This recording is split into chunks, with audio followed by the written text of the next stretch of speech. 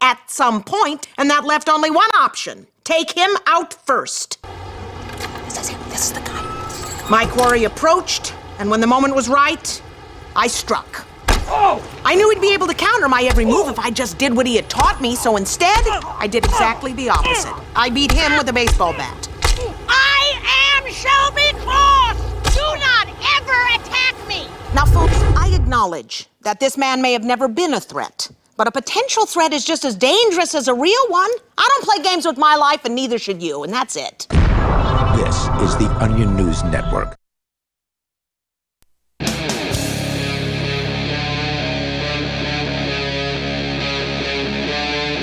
Free Talk Live.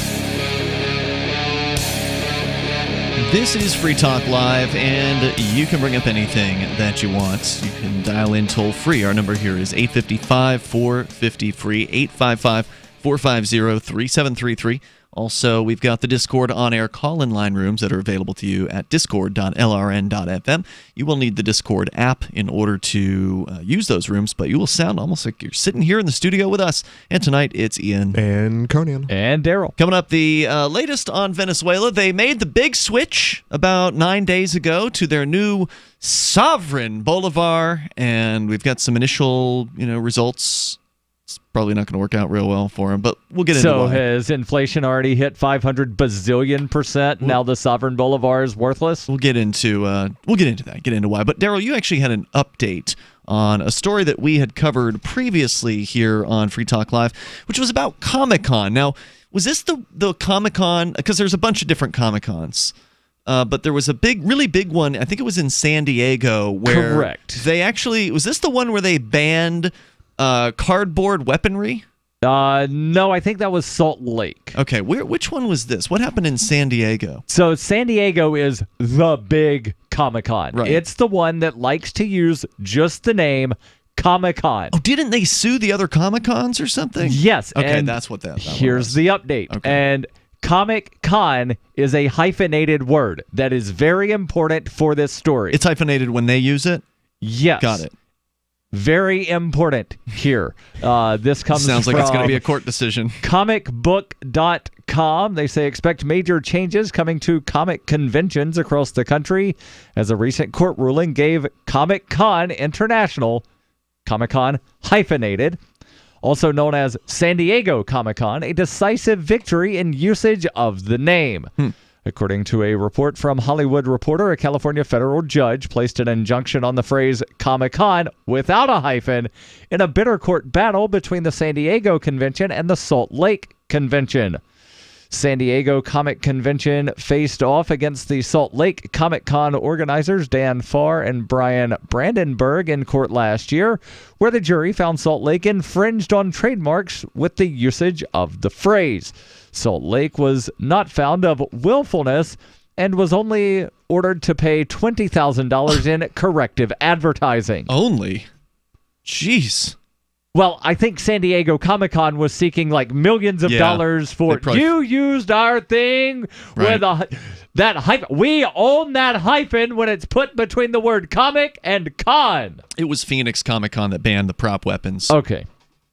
Okay, so wait, the injunction was here. against Comic-Con or Comic-Con with no hyphen? San Diego Comic-Con. With a hyphen. With a hyphen. They have the company Comic-Con International. With a hyphen. With the hyphen. Okay. They use hyphens. So if I say San Diego, think hyphen. Okay. Salt Lake Comic-Con has no hyphen.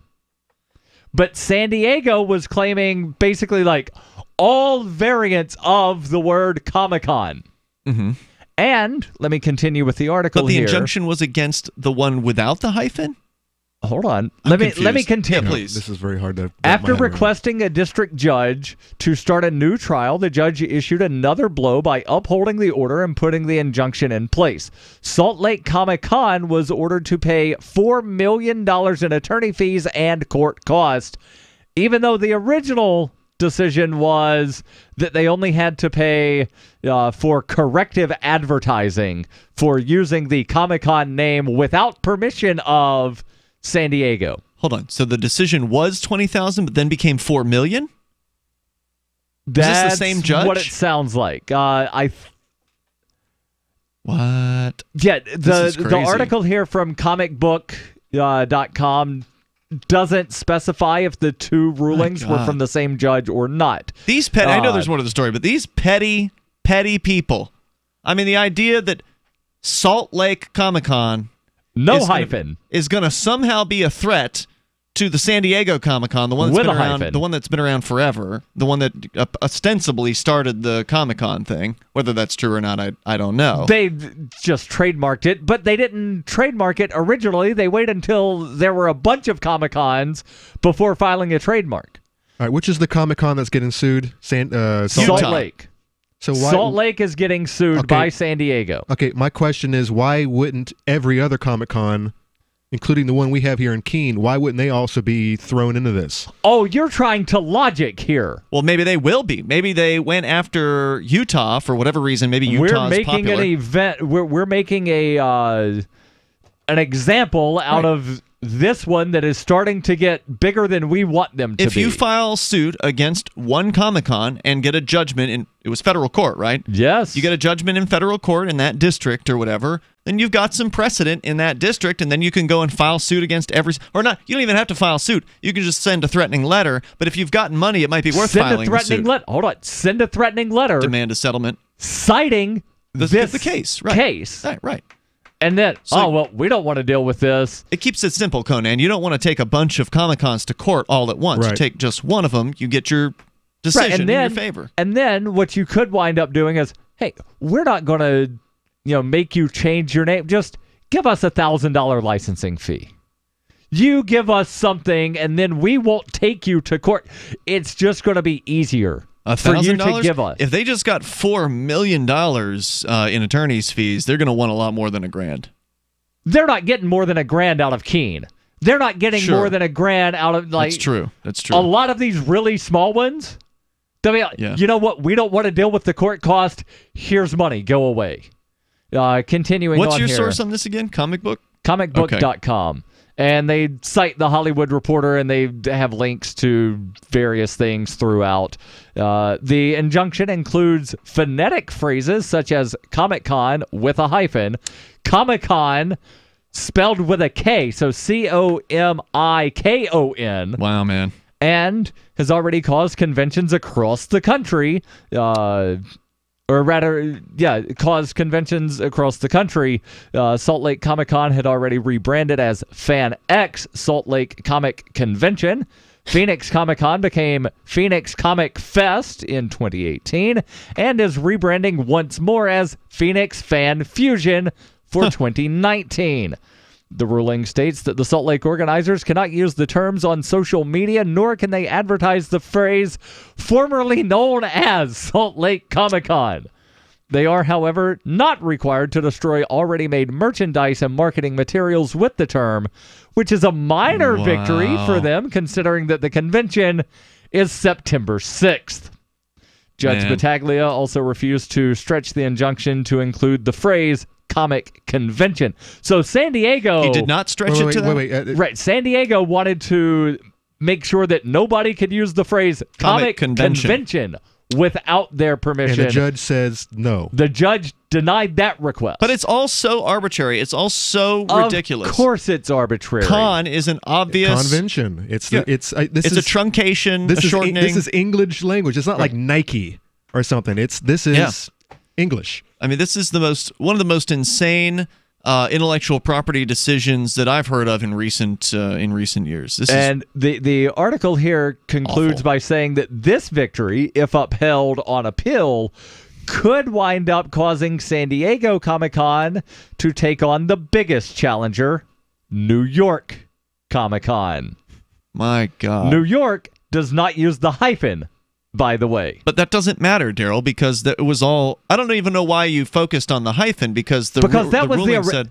Well, the original defense from Salt Lake was San Diego has a trademark on Comic-Con with the hyphen. I get that. We're not using the hyphen. It didn't so actually therefore, factor in here at all into the decision. Right. The ban applies to Comic-Con with no hyphen and Comic-Con, as well as you pointed out, Kame with a K con. Right.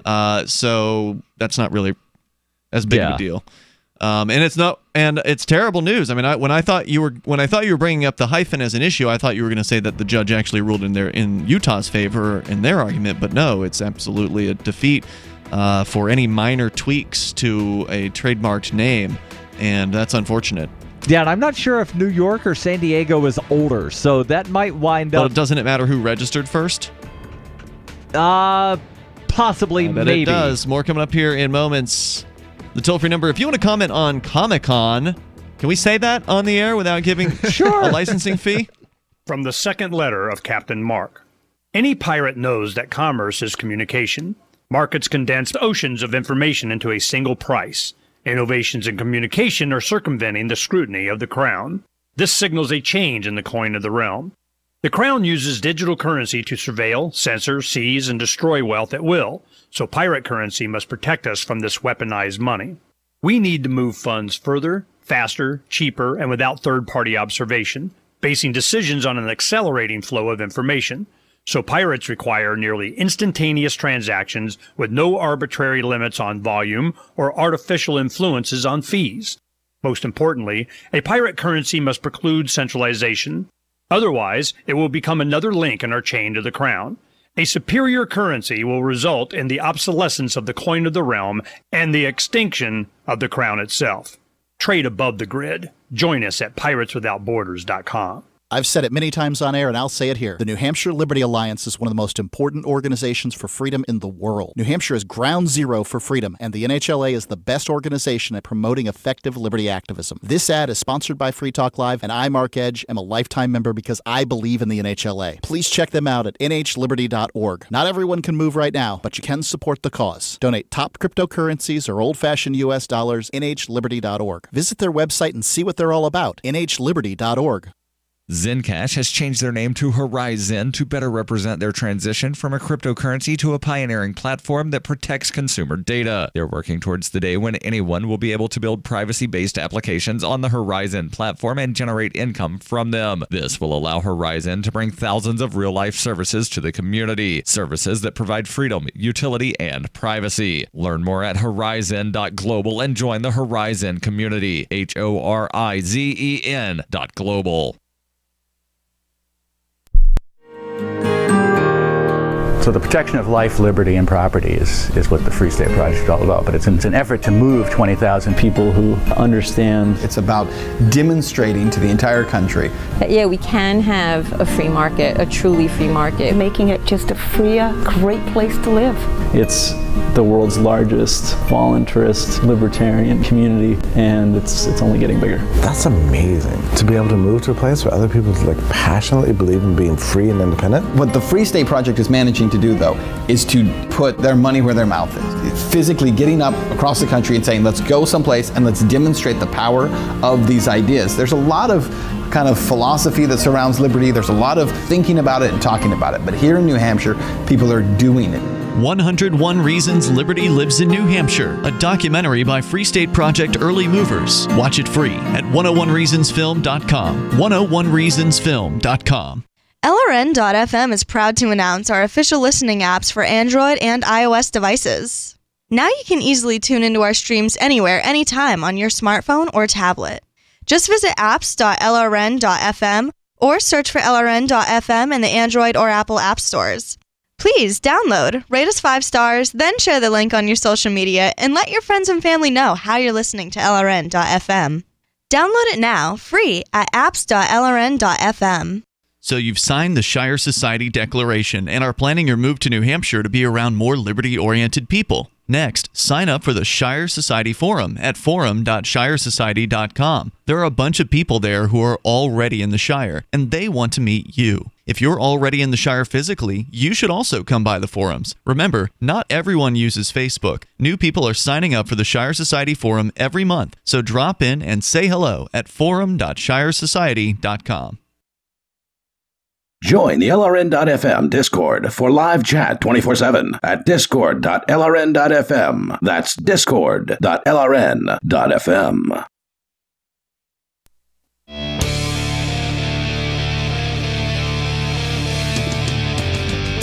It is Free Talk Live. You can dial toll free and join us here. We're talking about the Comic-Con, San Diego Comic-Con, attacking another Comic-Con in Utah and getting a victory, a big one. And it's not a good victory in the case of regarding intellectual property. It upholds the idea of intellectual property to a ridiculous extent. And we can talk more about that coming up here in moments. With you tonight, it's Ian. And Conan. And Daryl. I do want you to know about Liberty.menu. If you are an individual who rejects the initiation of force and agrees to abide by the ethics of the non-aggression principle, then you qualify to use Liberty.menu. What is it? It's a libertarian business directory, basically. It also has events listings as well as digital content listings. Whatever it is that you do, if you're a libertarian, if you're a voluntarist, if you're somebody who cares about freedom, and you want other Liberty people to know about your business or your event or whatever, you can put it there on Liberty.menu, and it's free to do that. So do you want free exposure to people who agree with you? Then you should be on Liberty.menu. Liberty.menu. You can use code FTL like Free Talk Live to get a special badge for your user profile. As we go to Michigan, inside a jail. Is it a jail or a prison where you're calling from, Art? Good evening. It's the big house, Jackson, Michigan, the correctional facility. Prison. Okay, state prison. All right, welcome to Free Talk Live. What's on your mind tonight? Well, a couple things. I want to talk a little bit more about corruption in the justice system. You know, a lot of times we throw around these buzzwords and they don't really mean anything because they're just conclusionary statements. But, you know, one of the things I did, I filed a class action lawsuit challenging the mass incarceration of innocent people. And the name of the case was Rouse versus Michigan. And that was a U.S. Eastern District Michigan case. You can view it online under pacer.com. And the case number is 17-12276. And Pacer, I think it's pacer.gov. I don't know if pacer.com will get you there, but I know that pacer.gov does. And we've talked a lot about Pacer here on Free Talk Live. It's, of course, a government system, and they actually charge you to access the files there. However, they will give you up to $15 per quarter. I think it used to be $25, and then they reduced it. And you pay like 10 cents per page in order to download things. But if you're going to use Pacer, I always have to, put this out there. If you're going to use Pacer, go and get the Recap plugin for Chrome, or I think Firefox. I think it's available for Firefox. Get the Recap. So Pacer, Recap is Pacer spelled backwards. Get the Recap plugin. And then if you go and pull up a case and somebody else has already downloaded files from that case, there'll be a little R logo next to that file. And that means you can click on that and you don't have to pay to download that file because Recap has it. Now, Ian, we did find out that if you do a bulk download and download a zip file, then those individual PDFs don't get uploaded. But if you download the PDFs individually, those do. Yep, so always download individually when you're using Pacer and the Recap plugin. Anyway, go ahead, Art. What was the case about? Yeah, well, basically what I did was I filed the fact that they were under the mass incarceration crisis going on in the United States. It's been going on for 50 years in most of the states. I mean, New Hampshire's like one of the best. It's like third in the mass incarceration crisis as far as numbers per capita. The United States, of course, is a world record. In the history, way worse than Nazi Germany. I mean, they go through China. Daily. Exactly. Russia, China, the communist countries. But anyhow, they go through 2.2 million is the average daily incarceration rate, prison and jails. But that's just a real general number. It's not counting the 50,000 a month that Trump's locking up in immigrants. It's not covering the civil commitment. It's not covering the children. Not covering detainees. It's not covering a lot of things. But, But the overall for the year is 15 million, averaging. Sometimes it's real good, like 13 million, but per year arrests. That's a lot of people. There's a good chance that the average person in America knows somebody who's close to them, somebody in their family, a coworker, somebody who's gone to jail for some kind of victimless crime. Because a lot of these, it's like 1 in 3 people in the U.S. have been arrested and thrown in jail. their lifetime. Have been put in prison. Go ahead, Art. Okay. Anyhow, and again, I'm still looking for some assistance. We're starting. We've already started a Facebook called Prisoners for Liberty. We may change it to Prisoners for Libertarianism, because we think it's another way that we can change the system by getting libertarians in office so they can stop a lot of this corruption that's going on, make a smaller government, and less waste. So anybody that can help me, they can always just go on jpay.com, simply the word letter J and then pay.com, and plug in my prison number 274-237, and they can actually write me and tell me. I can walk them through everything over the phone. I'll pay for the website. So tell me more about this JPay. Is this one of these jail companies that kind of jail email? So they sort of get into a contract with different jail systems around the country, and then they give the prisoners their access to email for. Do you pay like per word or per minute? How do they jack you around? It's about the best rate you can get is 20 cents per letter that you send out, and you can send out like 2 or 3 pages on that letter. Okay. So it costs you 20 cents to send that out. So which is not bad. That's not bad. It's prison. Yeah, I mean, all things considered, they have you over a barrel when you're on the inside, whether it be for sending mail or whatever. But it's less than the price of a stamp, so it could be worse. Right. And the key is, it's a nice way to communicate. Plus, I've set up websites in the past. I ran businesses out there, so I ran a number of websites. Okay. So I set up a number of websites, like I said, and what are you looking for? You said you need help. I mean, what are you looking for? Just funding? Do you need need people? I need just legwork. Somebody that can talk. I can talk on the phone that actually can go on the website and set everything up. I've done it before, so I basically use GoDaddy.com because it's pretty simple. They'll even give you over-the-phone assistance as well and take over your computer, so it's pretty easy to do. Yeah, so you need a remote webmaster, basically, somebody who can take whatever it is that you want to put out there and actually do that work, is what you're saying. Exactly, And I've got all the legal articles that I've written. I try to write everything in simple legal terms. I try to summarize it to one page, like, for instance, the judicial activism. I try to stay away from my own opinions.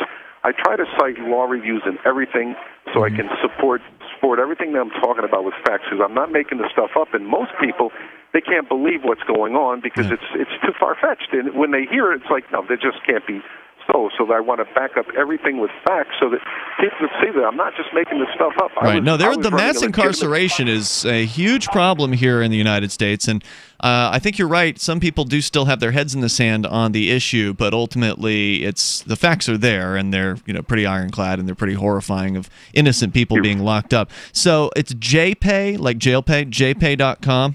That's where people can go to help you. Correct. And what was that inmate number one more time? Yeah, we're going to give your inmate number out here. I wrote it down. It's 274-237, and your name is Art. Is Rouser your last name, Art? Arthur Joseph Rouse, yes. Rouse. Yeah, okay. I go by AJ. AJ the activist, because that's what I do every day. I'm writing president on a regular basis, the governor, the legislatures. That's the thing in jail. You got plenty of time to do some writing. Plenty of time. And here's what opened my eyes up to a new world.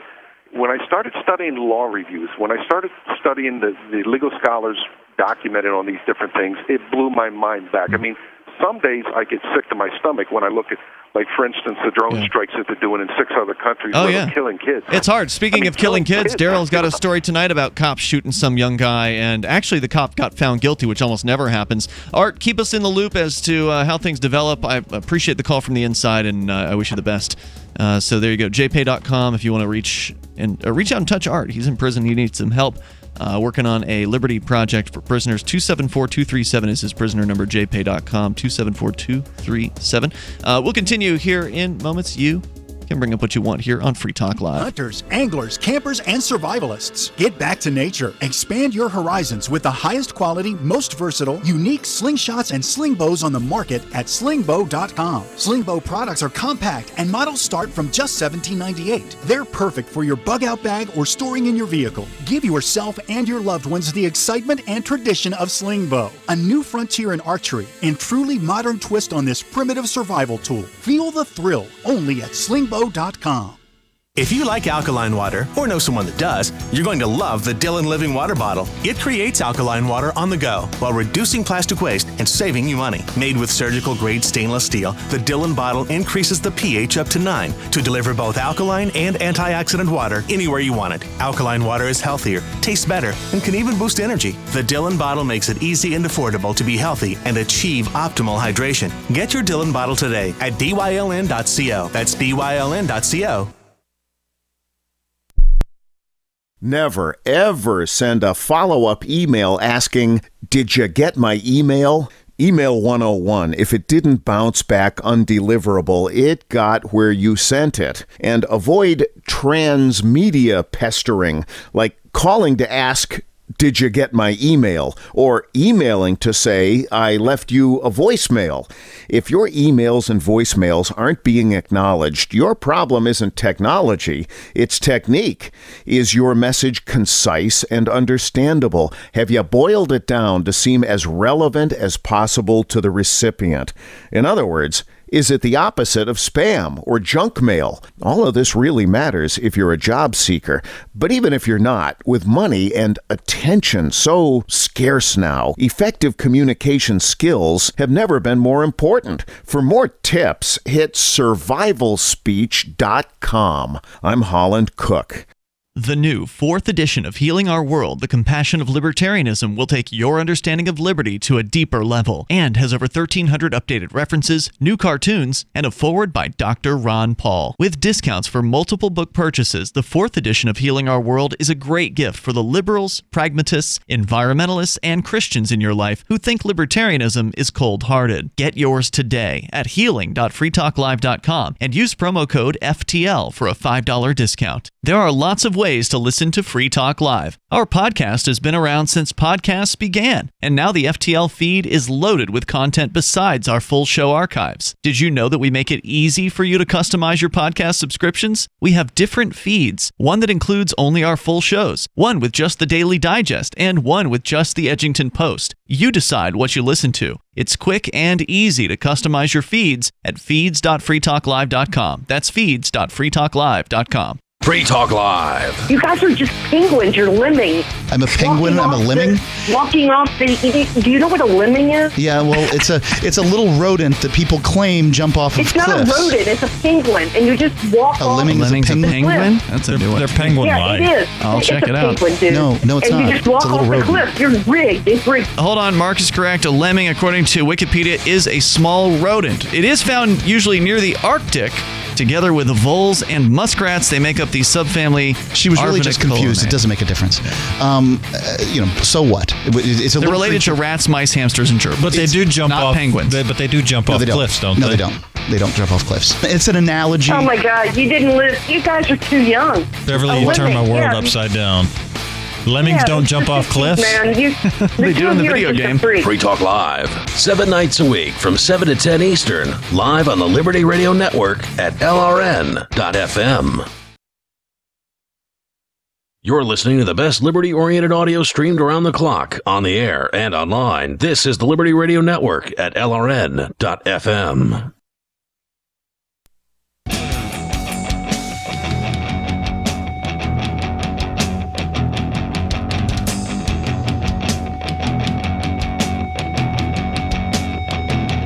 Free Talk Live. Dial toll free. Bring up what you want. Our number here, 855-450-FREE, like freedom. That's 855-450-3733. Zencash. We talked a lot about Zencash here on Free Talk Live. They are now known as Horizon. They did a rebranding, about a week ago, I would say at this point, a week or so. Horizon.global is their new website, HORIZN.global. It's a privacy platform, so it's more than just a cryptocurrency, and it's built on zero-knowledge technology, which is excellent privacy tech. It's not only can you use the crypto privately, but you can also do private chat with other people that also have full nodes on the Zen network. So go to Horizon, HORIZEN.global, and soon Horizon will enable you to publish information and go anywhere on the web, all with complete privacy. Horizon is bringing privacy to life. Horizon.global. As we continue here, we'll take your calls and thoughts about what you want. Michael is in Virginia, listening wherever. Michael, you're on Free Talk Live. Hi. Listen, I got to clear up the most important news of the day by making Mark Edge the Republican nominee in 2016. I think your audience will understand the news. Wait, 2020? Wait a minute. Hold on. So, in 2016. What does the news of the day have to do with Mark Edge running in 2016 and 2020? Mark Edge being our co-host, who is actually not in the studio tonight. He has Wednesday nights off. I'm a little confused. Let's let's make it Ian then. Let's make it Ian. Ian is the president. Are we talking about 2020 or 2016? 2016. So we're talking about the past. I can't run for president in 2016. We actually do have somebody in the studio who ran for president. Darrell W. Perry is here with us. He ran as a write-in candidate after sadly not getting the nomination from the Libertarian Party. But I made myself available as a write-in candidate, Well, which I is wrote not you the in. same thing as running, because I did no campaigning. Yeah. I just put out a press release saying, I if did you some want to vote campaigning. for me. I held your campaign sign at a Bill Weld. And I got to be event. vice president write-in in Alaska, right? And Washington, I think. All right, so what are you saying here, Michael? Because it's 2018 right now. confused. I don't know if you woke up And with what's the news of the day?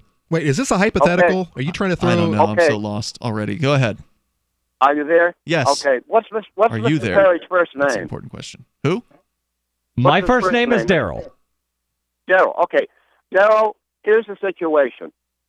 On June 3rd, you hear word from your best friend in Russia that and he's I don't a have a billionaire. best friend that lives in It's a Russia. hypothetical. But okay. Well, you could have. Well, no. If you have any friends in Russia, then you have a best friend in Russia, It's right? your- Because it- one of I those don't people- have any friends in Haven't you ever Russia, met though. Vera Kichinova? It's your pen pal from high school. I have. Okay, she's your best friend in Russia.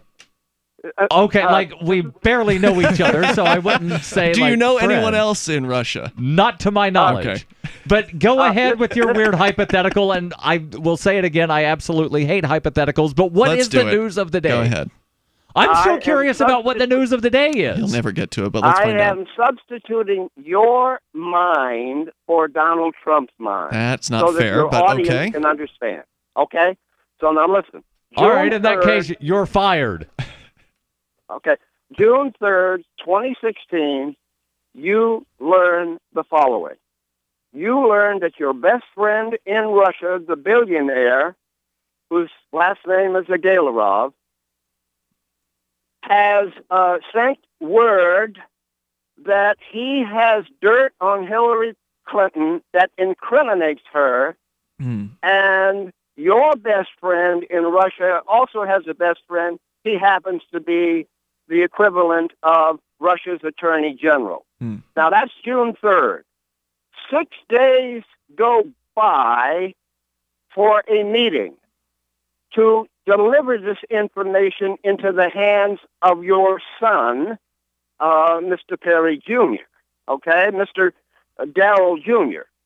Now, your son, Darrell, has for 6 days known this, that the Attorney General of Russia is going to deliver incriminating evidence of Hillary's dealings in Russia to your son. And Now, what they are telling us today in the news is that for 6 days, your son-in-law Jared, and your campaign manager Paul Manafort didn't say anything to you about the meeting in which they were going to get this incriminating evidence. Do you believe these Limbaugh liars, these Hannity liars? Do you believe? All Do you over believe the them, news Darrell? today. I don't listen to Limbaugh and Hannity, and honestly, it doesn't really make any difference with anything. We know that Trump is a horrible president. We know that he's, screwing up the economy. So what difference does it make if he actually had a conversation with somebody in Russia? The fact is, his best friend in Russia just gave him $20 million in 2013 to bring the Miss Universe pageant to Moscow. And that means That kind of cronyism what? happens everywhere. He wants to meet some hot girls. I'm thinking of football stadiums all throughout the country, the U.S. Some guy with $20 million to blow gave it to Donald Trump, hoping that he'd get a bunch of hotties for the Miss Universe contest. That's what about not the really salacious. what about the Clinton uranium deal in Russia? What about it? What about it? Hillary Clinton did it, so it's fine. Ha ha. How was that not meddling? How was that not using our? Go ahead. The top intelligence officials of the free world approved the uranium deal It's okay. A bunch of government guys said it was fine. You mean the CIA and all they do is meddle in other countries and prop up their dictators and start wars? Whenever the government does whatever his political party does, then it's fine.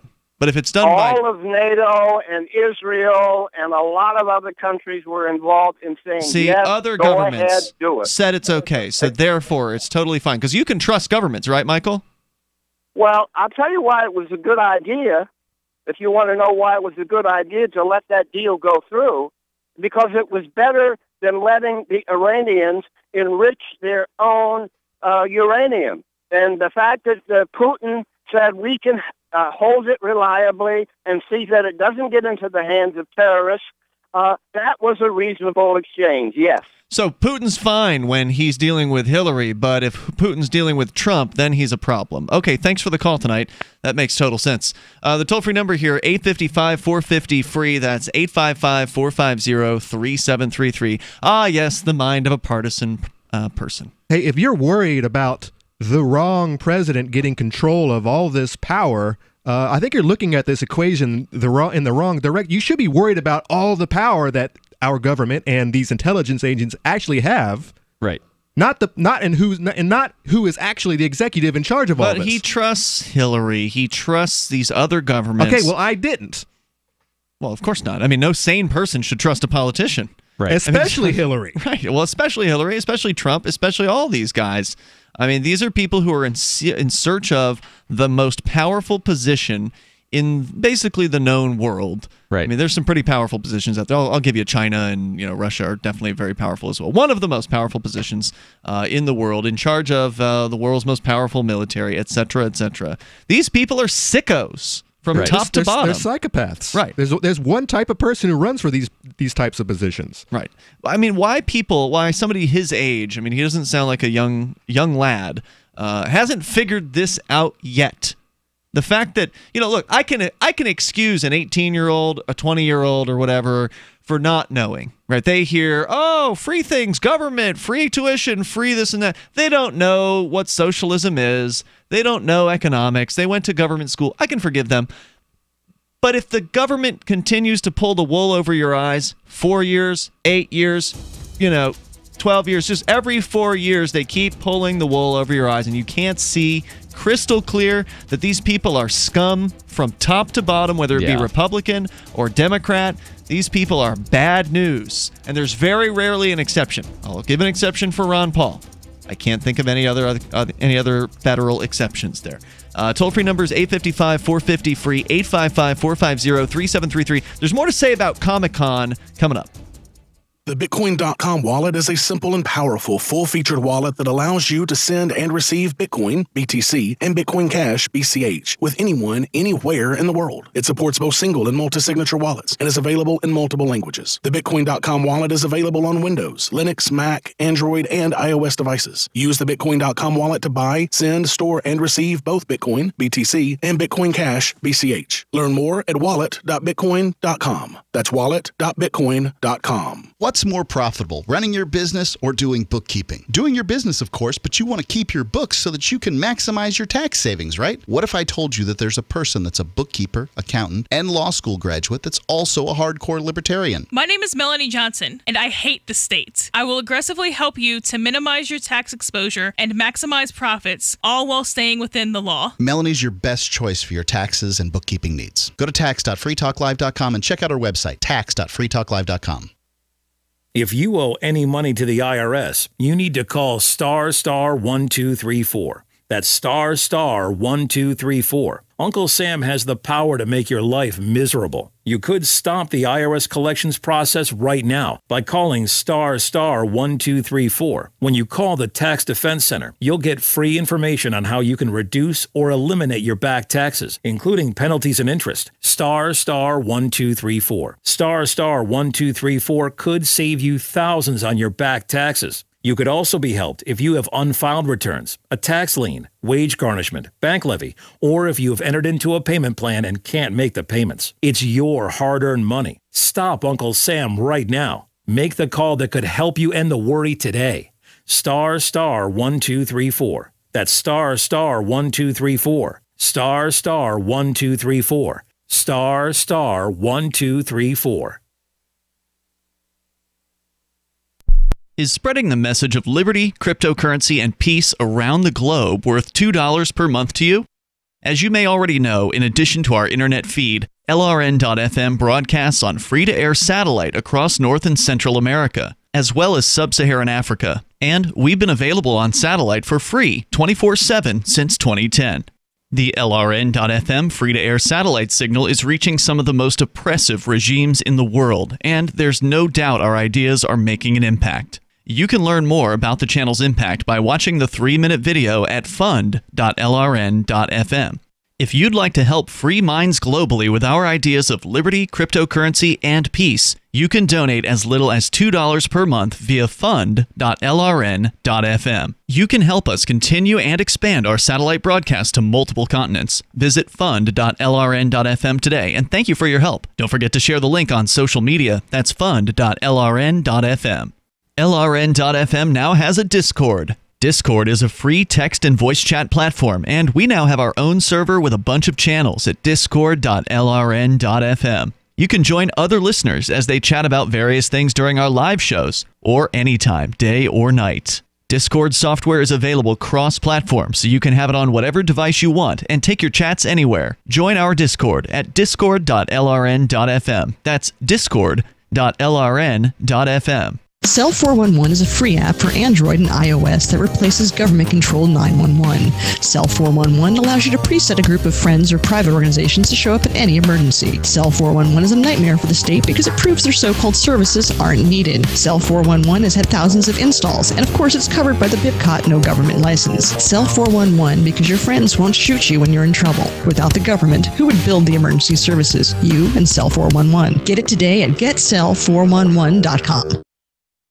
Do you love Twitter? Make sure you favorite the LRN.FM Twitter account so you can receive our tweets at twitter.lrn.fm. That's twitter.lrn.fm.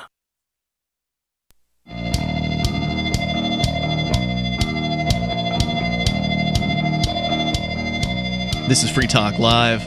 You're invited to join us on the radio here. Take control of the airwaves. Our number is 855-450-FREE, like freedom. 855-450-3733. Also, you can join us on our Discord on-air call-in line rooms. Go to discord.lrn.fm. You will be able to connect to those rooms there, and you'll sound almost like you're sitting here in the studio with us. Tonight, it's Ian. And Conan. And Daryl. All right, so back to the story that we started out the show. Daryl, you had an update on the Comic-Con case. The case involving San Diego Comic-Con targeting the Salt Lake City, Utah Comic-Con. Yes, and this article actually says that apparently San Diego has filed lawsuits against several other conventions across the country, but all of those cases were put on hold pending the outcome of this. And you've actually got a different story that has different information, not necessarily a little more different detail. facts, but more detail. Yeah, so, well, you might have actually even mentioned it, but it just didn't click with me. What we were trying to figure out was how come there was a $20,000 settlement in this case for so-called corrective advertising against the Salt Lake Comic-Con. Right. It turns out that was the jury. Was mentioned in this was there was a decision of $20,000 in corrective advertising. But then there was also this $4 million. And then a $4 million attorney fee and court cost. Right. So what happened was the jury was the group that came back with the $20,000 fee. Corrective advertising. So the jury was somewhat more reasonable of, hey guys, just like change your advertising. And then the judge hit them with the $4 million in attorney's fees and costs. Now, Judge Anthony Battaglia. Yeah. Now, I imagine, Salt Lake City's probably no slouch. It must be a decently sized event for them to have spent their time going after. It's probably still a fraction of the attendance of San Diego. If you were to pull it up, sometimes like Wikipedia will have attendance numbers on events. Pulling that up. So just out of curiosity. But either way, how much money have they made over however many years? I mean, $4 million is going to sink pretty much anybody, right? Like, I mean, can you really make that much money doing a comic convention? So the Fan X, which is what Salt Lake Comic Con is now being known as, Fan X Salt Lake, according to the Wiki article, they're not showing numbers for the last 2 years, but they show 127,000. That's a lot. Okay, in wow. 2015. All right. By comparison, So yeah, that's millions of dollars there if you're charging. San Diego had 167,000 in attendance that same year. So Salt Lake actually beat him out by 10,000. No. Wait. What year was the San Diego? 127 is 40,000 less than 167. However, if the tickets are, let's say, $50 a pop, you're talking about $6.3 million in revenue. Okay, so they might have $4 million sitting around, but it's a huge hit to any organization. Well, just because you've got $6.5 million in revenue, yeah, I don't know what they doesn't mean profit. that you have even $1 million in profit. True, it might be under $1 million because you've got to rent the facilities, you've got to pay for security, all that you've stuff. got You got to pay all for the kinds speakers, of catering, right? You've got to pay for speakers, you've got to pay lodging for some of these speakers. Some of them you've got to pay travel costs. Yeah, I don't know what they. You've got all kinds of licensing that you've got to have because you're bringing in, like say Marvel and this and that. So as we predicted, they did go after Salt Lake as a test case. They will likely continue to pursue these other cases they apparently have already filed against other Comic-Cons. And San Diego, the plaintiff, pushed for a new trial because it was unhappy with the jury's finding of non-willfulness and wanted Salt Lake to disgorge profits.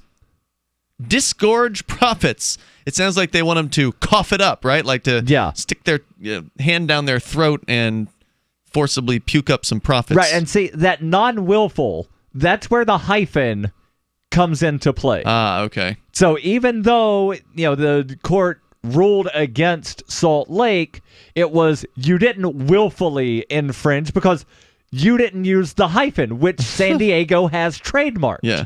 You weren't intentionally, so you didn't create a new cola and say, we're going to call our cola Coca-Cola because it's chocolate flavored, but we're not using a hyphen because we know that the Coke company has the hyphen in their name. The judge concluded this is an exceptional case compared to, this is from, by the way, Hollywood Reporter, concluded this is an exceptional case compared to run-of-the-mill trademark cases and slams the defendants for making, quote, repeated, re-argued, and recycled arguments, unquote, from having license to pushing a contention that Comic-Con had become generic, to framing the case both inside and outside the courtroom as San Diego's fraud on the U.S. Patent and Trademark Office. I would agree with Salt Lake here because I forget what year San Diego filed for a trademark on Comic-Con, but it was not when they first started. It was well after there were other places. If they filed it first, then they've got the claim.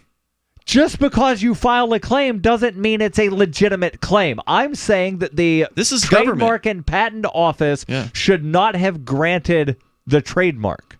Well, they did, and now here we are. Based on their own rules, if something has become generic in use, there cannot be a trademark that is actually filed and protected. That argument didn't hold up in court. The judge wrote, quote, ultimately resembling a broken record, DFP, the defendants, has repeatedly restated and rehashed several contentions they were unable to advance successfully prior to trial.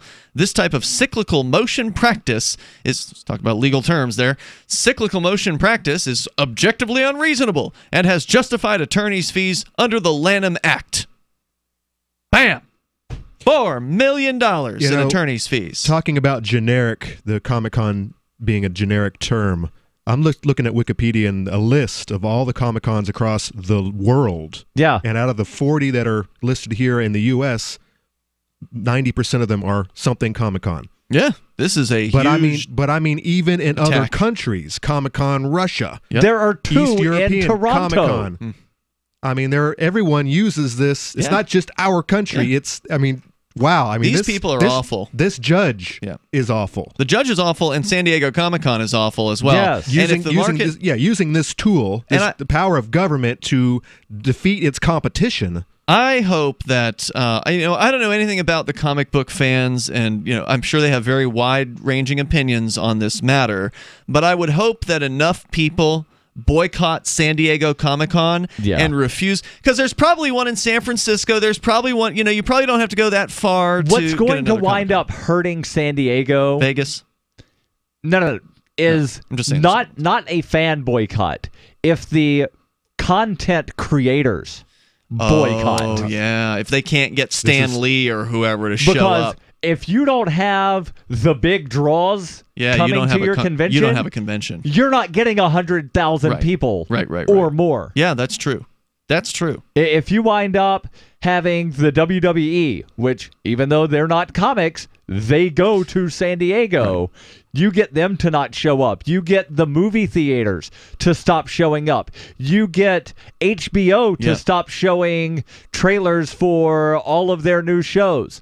You get those people to stop going. It's over. It's done. But you also got to get the merchants and the merchants will go away if nobody shows up. I mean, if Stan Lee's not going to show up, then it's over. Well, I mean, the word's going to get around, right? Like if there were a boycott, and that's the thing, San Diego is banking on their popularity, right? Like we're the number one, we're the king of the hill, we own Comic-Con. I mean, this is like it's something out of a comic book with like a comic book villain ruling over San Diego Comic-Con, attacking every other Comic-Con across the entire planet. I mean, this is so insane. And so they believe they're so big, too big to fail, that they can just go ahead and destroy the Comic-Con industry, actually attacking their competition, because that's what the government court system is. You're attacking somebody with a criminal enterprise known as the government and attacking their competition, and they're hoping that they don't get damaged over it. They're hoping that there's not a boycott. They're figuring they're so big, nobody would turn them down. Oh, everybody wants to be at San Diego Comic-Con. If you're not here, you're a nobody. That kind of thing. So we'll see if it sticks. If you're a comic this is a call to action, guys. Right. If you're a comic fan, I want to hear how you weigh in on this. The toll-free number is 855-450-FREE. Are you still going to go to San Diego if you have gone previously and you had been planning to go before, again? Will you continue? If you have tickets, will you go, or will you, sell those tickets, or will you, contact them and demand a refund? How are you going to handle this? If you are a fan, if you had been there before and you were planning on going again, if you're planning on going for the first time, are you going to cancel your plans? Are you going to go to a different Comic-Con? Because there's certainly, or a different other convention that's not Comic-Con but is all about comics. If you're going to go somewhere else, I want to hear all about what you think of this. 855-450-FREE, like freedom. Plus, Venezuela. Is there a Venezuela Comic-Con? It's Free Talk Live. We can make one. No. Let's talk tough. Let's talk comfort. Let's talk about down-home value. Made in the USA blue jeans, like you wore as a kid. Remember? There's a place down in Tennessee where they make blue diamond gusset jeans. They so pride in every stitch. Guarantee you'll love the way they fit. They put a diamond gusset in the crotch where you need it most. Blue diamond gussets got it, others don't. For good old-fashioned comfort, get Diamond Gusset jeans. Every stitch guaranteed. And our Defender motorcycle jean comes Kevlar reinforced. See them at GUSSET.com, that's gusset.com, or call 888-848-7738. That's 888-848-7738. Diamond Gusset jeans got it, others don't. We've all heard about blockchain assets like Dogecoin, Ether, and Ripple. Bitcoin isn't the only player in the blockchain game any longer. And for those of us wondering how to get our hands on these digital assets, finally, there's a solution. Shapeshift.io allows you to buy and sell between your digital assets and Bitcoin instantly between your own digital wallets. I've used it with ease. Shapeshift.io. There's no account or email address needed. You send them the crypto you want to sell. They send back the crypto you want to buy. It's that easy. Shapeshift.io. The three most important things you can do for Free Talk Live are: 1, share one episode a week on Facebook or in some other social networking site. 2, Buy the things you buy online through shop.freetalklive.com. 3. Give $5 a month to the AMP program. It's my firm belief that Free Talk Live's AMP program is the best use of your charitable dollar among liberty-oriented organizations. Support all the organizations you love. But make sure you give $5 a month to AMP at amp.freetalklive.com. You're listening to the live edition of Free Talk Live. Hour number 2 is next after the news here on the Liberty Radio Network at LRN.FM. From Keene in the Shire, the Liberty Media capital of the world, this is Daryl W. Perry, host of FPP Radio News for Wednesday, August 29th, 2018. Silver's trading at $14.75 per ounce. Gold is valued at $1,204 per ounce. Zen is trading at $20, and the average price of Bitcoin is $7,099. Antiwar.com reports in a rare public criticism of Saudi Arabia, Lieutenant General Jeffrey Harigian called on the Saudi-led coalition to be more transparent with its investigation into an airstrike earlier this month against a school bus in the Sada province of Yemen. The attack killed at least 42 children. Harigian said there is a level of frustration we need to acknowledge and that they further need to be clear what happened and why. The U.S. government hasn't exactly been forthcoming in its own involvement in the attack either, saying they were uncertain if the U.S. bomb was used right up until media agencies showed pictures of the Lockheed Martin bomb. Unlike other recent incidents where they killed scores of civilians, the Saudi government already made a statement on this attack declaring the school bus to be a legitimate military target. They did not explain why. This raises questions about whether an investigation is ongoing at all, as even the cursory whitewashing reports the Saudis offer for other incidents are usually the end result of strikes they deny or claimed uncertain about. In this case, they've insisted from the start that the destruction of the bus was by design. Not that the call for transparency really means anything to U.S. policy. Secretary of Defense James Mattis says that since one Saudi general described the deaths as tragic, the U.S. appreciates that there isn't callous disregard and therefore U.S. military support for the war continues.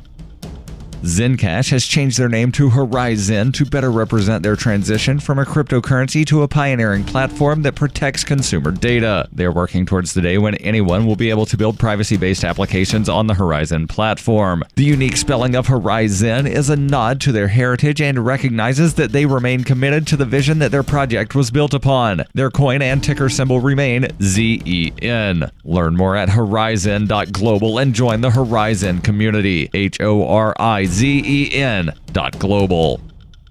UPI reports a Texas jury on Tuesday found former police officer Roy Oliver guilty of murder in the shooting death of 15-year-old Jordan Edwards. Oliver, who was fired from the Balch Springs Police Department days after the shooting, faces life in prison after being found guilty of murder for firing his rifle into a car carrying 5 unarmed teens as they left a house party in April 2017. The shooting killed Jordan, who was a passenger in the car. Jordan's father, Odell Edwards, said, "I'm happy, very happy. It's been a long time, a hard year, but I'm just really happy." The jury also found Oliver not guilty on 2 charges of aggravated assault. Jurors had the option of finding Oliver guilty of manslaughter, which carries a lesser punishment of up to 20 years in prison, but ultimately decided on the murder charge. Attorney Darrell Washington said the verdict was a symbolic victory for all unarmed minorities shot and killed by police. Washington said, "It's about Tamir Rice, it's about Walter Scott, it's about Alton Sterling, it's about every African-American, unarmed African-American who's been killed and who has not gotten justice." Jurors deliberated for about 12 hours Monday and Tuesday and asked the judge several questions about Oliver's testimony and why he decided to fire his weapon at the car full of teenagers. They also sent 2 notes to the judge, one asking for a transcript of some of Oliver's testimony to settle a dispute over whether Oliver said the sound of the car glass breaking factored into his decision to shoot, and a second requesting a copy of written statements Oliver provided after the shooting. The second request was denied. Oliver and a second officer, Tyler Gross, were breaking up a house party on April 29, 2017, when they heard gunshots, which were later determined to have come from a nearby nursing home and were unrelated to the party. Gross attempted to stop a Chevy Impala that Jordan and his brother and friends were in when Oliver fired into the car and struck Jordan in the back of the head.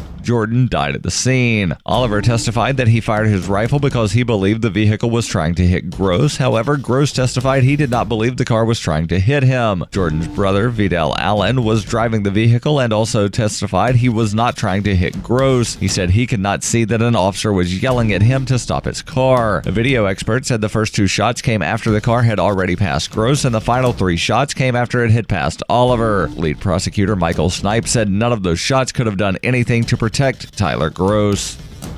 You can support FPP Radio by joining the Fans program. Fans are friends, allies, and Numery supporters. Fans help FPP afford to produce more original content. To learn more or to join the Fans program, visit fans.fppradio.com. This has been FPP Radio News, online at fppradio.com. Well, it's the end of an era and the beginning of a new one. Today, Pennington's black part of town moved across the river to North Pennington. The Thompson family sold their home on the east side and moved to the old Kirkland Place at 17 Mansfield Place, establishing the all-new black neighborhood. Northside residents are looking forward to the infusion of fun and funk that the new black part of town is sure to bring to their area. Mayor Mitzi Kranowitz presided over the dedication of the new black neighborhood, unveiling a sign designating it a landmark district. It's lovely, everyone. Pennington's diversity is its strength, whether it's Little Harlem or the so-called Gayborhood, where Paul and his partner Bryant have that cottage. Sheriff Stevens today announced that the heavy round-the-clock patrols that helped make the old Thompson house one of the safest neighborhoods in town will move with them. This has nothing to do with the black part of town moving here. We just want to make sure that everyone here has a comfortable place to live. This is the Onion News Network.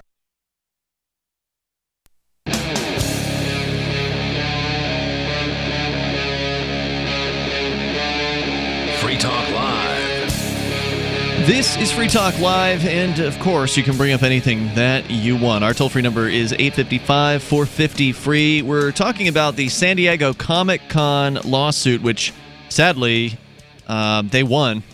And the judge slapped Utah Comic-Con with a $4 million what is now attorney's fees. Salt Lake Fan X. Salt Lake Fan X, if they actually continue after paying out $4 million. Well, they've got an event that happens in less than a week. Yeah, okay, so it's probably going to happen. But that's probably because they're going to appeal this, I hope. I don't know. They will. The story I read did not mention whether or not they intend to appeal, but if you're going to have to pay $4 million, then there's a strong incentive to just go ahead and continue forward, unless, of course, the attorneys say it's a bad idea. But, of course, the attorneys are going to want to get paid, too, so they're going to want to appeal. I don't know. We'll see what happens. But ultimately, this was all over the claim that San Diego Comic-Con, Comic-Con, yes, claims we own that. We're the ones who filed a trademark on that, and you, Utah Comic-Con, and all the other Comic-Cons in the world, you need to stop using Comic-Con. And you can't use comic with a K, or con with a K, or comic-con, or comic-no-con, any slight variation. The judge did allow comic convention to be utilized in a name. Right, and I contend, and I think the jury, to some extent, kind of agreed that there's been what is legally referred to as trademark erosion or genericization of a trademark, meaning that, and I also contend that I don't think that San Diego had a rightful trademark claim to begin with, just because they didn't file the trademark when they started their convention. They waited a bunch of years, and I don't remember when they actually filed their trademark, but I believe they waited until after there were a bunch of other places using the name. So what a generic trademark is, and that's where you have, again, that trademark erosion. So think of things like thermos, Kleenex, aspirin, words that people... dumpster, Band-Aid. Aspirin was one of them? Yes, aspirin is a trade name that is owned by Bayer. Dumpster was the one that was a real surprise to me. Velcro. Yeah, that's true. I can see Velcro. Yeah. Dumpster, I'm having a hard time with. Hold on, you have a hard time? Yes, with dumpsters, just calling just go ahead. Giant things dumpster? No, You've never heard of dumpster fire? I said I understand Velcro. It's it's unique. But dumpster, no. That is very generic. Right, that's how generic it has become, right? Like, Right. we didn't even know it was a brand name. We knew about Kleenex, Yeah. but dumpster Speedo. was- Sure, yep, that's definitely Yeah, a but brand name. these are all things that have become generic for a specific thing. Xerox, did you say Xerox? I didn't say Xerox, but Xerox is also one of those. How about bubble wrap? I don't know if that's a trade think so. name for a specific product. I think it is, actually. It might be. I don't know. I'm just reading. Here's a list that somebody has compiled on Wikipedia of various things. And yeah, these are all things that, the companies that created them, and in some cases, like Thermos, that is the company name. It's just become eroded to the point of any insulated thing that you would wind up putting a thing of hot soup and it stays hot, or a cold beverage and it stays cold, that's just referred to as a thermos. Yeah, bubble wrap is trademarked. Well, the judge didn't agree that this was generic enough. In fact, he gave them almost full bore over the terms Comic-Con and variants on Comic-Con. So a total loss for any level of intellectual property freedom. The idea of being able to simply rename your company or name your company something similar to another company, Let's this see. smacks I'm that in the face. starting a convention where people will come and talk about comic books. What should I call it? How about a Comic-Con? Nope, can't do that. You're getting sued. Apparently. Conan, you've been looking at some interesting numbers. So I'm looking at the numbers over at Because the they talked about a potential Wikipedia, boycott. and here. I do believe that this might be a cry for help. This might be a cry of desperation, looking at their attendance numbers and their presenters, their guests. The big names. So in 2017, this is from Wikipedia. This is Wikipedia. 2017, San Diego had 130,000 attendees, as opposed to the 167 in 2015. So so it went from 167 to 130, whereas Salt Lake went from 120 in 2014. Yep. And they're all the way up to 127,000, and their list of attendees or presenters is huge. So San Diego only had last year, and they don't have the numbers for last year, but they only had 1, 2, 3, 4, 5, Last 6, year or 7, this year? 8. They only had this year. This summer. Last month. Yeah. They only had 8 people of interest, and I only recognized 2 of the names, one of them being Jim Lee. Whereas... Hold on. What do you mean, people of interest? Is that what they are referring to them as? Comic people, the guests. The guests. The speakers. Speakers, guests, the guys who were there signing the books.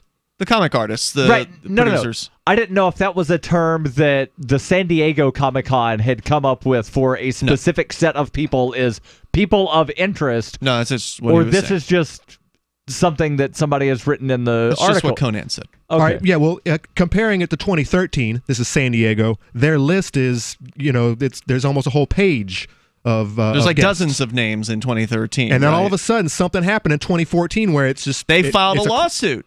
They filed a lawsuit in 2014. Word got around, and by 2015, was it 2015 where they had their peak?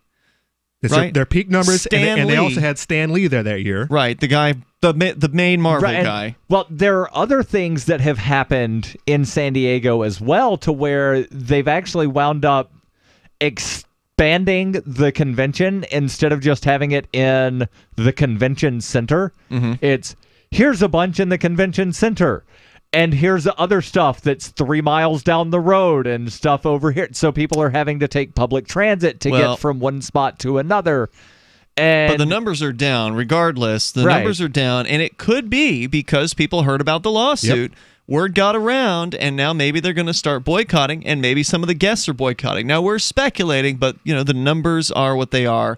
Correlation, of course, is not here's what I would do. causation. Any fans out there, I know we do have fans. I bet a lot of our listeners are comic book fans. If you get a hold of next summer's convention, the guys with the trademark that San Diego, find out who their guests are and just tweet them. Hey, look. Have you seen this? Have you seen this? These are bad actors. We don't want you going, and guess what? We're not going to watch you or listen to you because we're boycotting these guys. That's how you do it. That's the way to do it. That's how you do it. So that's the story. It's terrible news. It's terrible from a intellectual property perspective, because I think most of the hosts on this show are against intellectual property. Right. I don't want to put words in your mouth, Conan. You for? I'm against it. Against. I'm also against intellectual property. I think this is ridiculous. It's insulting. It's an attack on the community, right? Like, the comic book world is huge. I mean, these are things that people grew up with. Multiple generations now have had comic books, and they pass them down to their kids and things like that. These are things that people really get into. The fandom is, intense. There's fan fiction and, all kinds of stuff like that. People get dressed up. They do cosplay, as it's called. I was during the break, I was playing a song for Daryl because he likes Star Wars so much. He's never seen it. And it's the bad lip reading. Of Star Wars? There's like 3 very notable bad lip reading Star Wars songs. And I love bad lip reading. They're brilliant. But I love when fans take this material and do things and to they it. reinterpret it. They add flavor to it. They have fun with it. I do the same thing with anything I create. I put everything out there. It's all available. You can do whatever you want with it. That's what we do too. And Pee Wee Herman's going to be at Salt Lake Comic-Con. Paul Rubens. Yeah. Nice. I'm looking at their list here, and he's from Sarasota, which is where I'm from, and that's where he got arrested for playing with himself. That's where he got arrested for playing with himself in the XXX Theater, which no longer exists. This guy's like 80 years old by now. No, he's Tim not. Curry, He's Jeff old. Goldblum. He's 70. I know they had the Dick CGI Van his Dyke, face in the last movie. Chuck Norris. Tim Curry, Dick Van Dyke. Wow, I didn't even know Tim Curry was still alive. Tim Curry, Lucy Lawless. The actor, yeah. Those are big names. Yeah, we looked at the list. I mean, seriously, there was nobody on that list for the San Diego. Nobody. The toll-free number here, and maybe it's been edited. Maybe somebody who hates San Diego took some names out, because it is Wikipedia. But you trolls. Either way, we got more on the way here. Plus, Venezuela. What's going on there with the launch of their new currency? Is that going to fix their problems? Nope. It's Free Talk Live. Ike was such a sweet, lovable animal, and people would want to pet him, and they'd come up and they'd get close to him, and it would be this instant, oh! My dad didn't want to touch him. It's like, ooh, get the stinky dog away from me. Even after we'd give her a bath, she would still stink. Very stinky, both bad breath and bad gas. I asked the vet, and he said some dogs are just stinky. Does your dog itch, scratch, stink, or shed like crazy? Come to Dinovite for help. DINOVITE.com. The omega-3 fatty acids. Flaxseed, zinc, alfalfa, the digestive enzymes that are cooked out of regular dog food. The ingredients convinced me that it was definitely worth trying. After about a week, he started smelling normal. My husband and I were really kind of astonished. Dinovite is nutrition. 859-428-1000. DINOVITE.com. What's more profitable, running your business or doing bookkeeping? Doing your business, of course, but you want to keep your books so that you can maximize your tax savings, right? What if I told you that there's a person that's a bookkeeper, accountant, and law school graduate that's also a hardcore libertarian? My name is Melanie Johnson, and I hate the state. I will aggressively help you to minimize your tax exposure and maximize profits, all while staying within the law. Melanie's your best choice for your taxes and bookkeeping needs. Go to tax.freetalklive.com and check out our website, tax.freetalklive.com. Bitcoin.com wants you to know about SaveItPurse.com. Since launching in 2014, over 200,000 users have saved an average of 15% for a combined $4 million using Bitcoin, or BTC. And now you can use Bitcoin Cash, BCH, to fund your account. You can save between 5 to 33% on things you're going to buy anyway when you shop using SaveItPurse.com. Add items to your cart, fund your account, select your discount, and save. SaveItPurse.com. Save ATPurse.com. I've been told no in many different ways. I give you an order and you're going to obey it. George, you can go this way. You can do that and you have to leave here. You cannot bring signs into the rally. Walk with me. Well, I'm comfortable here, actually. Whoa, hey, who do you think you are? Excuse me. There is no video and audio allowed in this office. No, I have work today. You ain't going to make it. Wait a minute. Holy road. Whoa. Hey! Oh my God! Unbelievable! Why are you running from me? Because you're scared me. What am I being detained for? You're being served. What is this? You're being served. What is this? You're Democrats have a funny way of telling people no. That's the sound of the men working on the chain. Derek J's Victimless Crime Spree. Watch it for free and order the Director's Cut DVD at victimlesscrimespree.com. Did you know you can watch Free Talk Live during our live shows 7 days a week from 7 to 10 p.m. Eastern via our studio cams at cam.freetalklive.com? Plus, you can chat with other listeners while you watch, all totally free. Now that our live video stream is hosted by YouTube, our video archives will be online even faster. So be sure to subscribe to our YouTube channel. Listen, watch, and chat all free at cam.freetalklive.com. That's cam.freetalklive.com. When you hear the word lobbyist, you probably think about greedy corporations, but not all lobbyists are the same. Some are fighting for the freedoms you hold dear. Liberty Lobby LLC is doing just that in New Hampshire, working hard to represent you, not some special interest group. You can help by going to libertylobby.info, where your contribution will give us the tools we need to ensure that your voice is heard. Visit libertylobby.info today to find out more. You can put the Liberty Radio Network on the air in your area. Visit broadcast.lrn.fm to learn how. Broadcast.lrn.fm.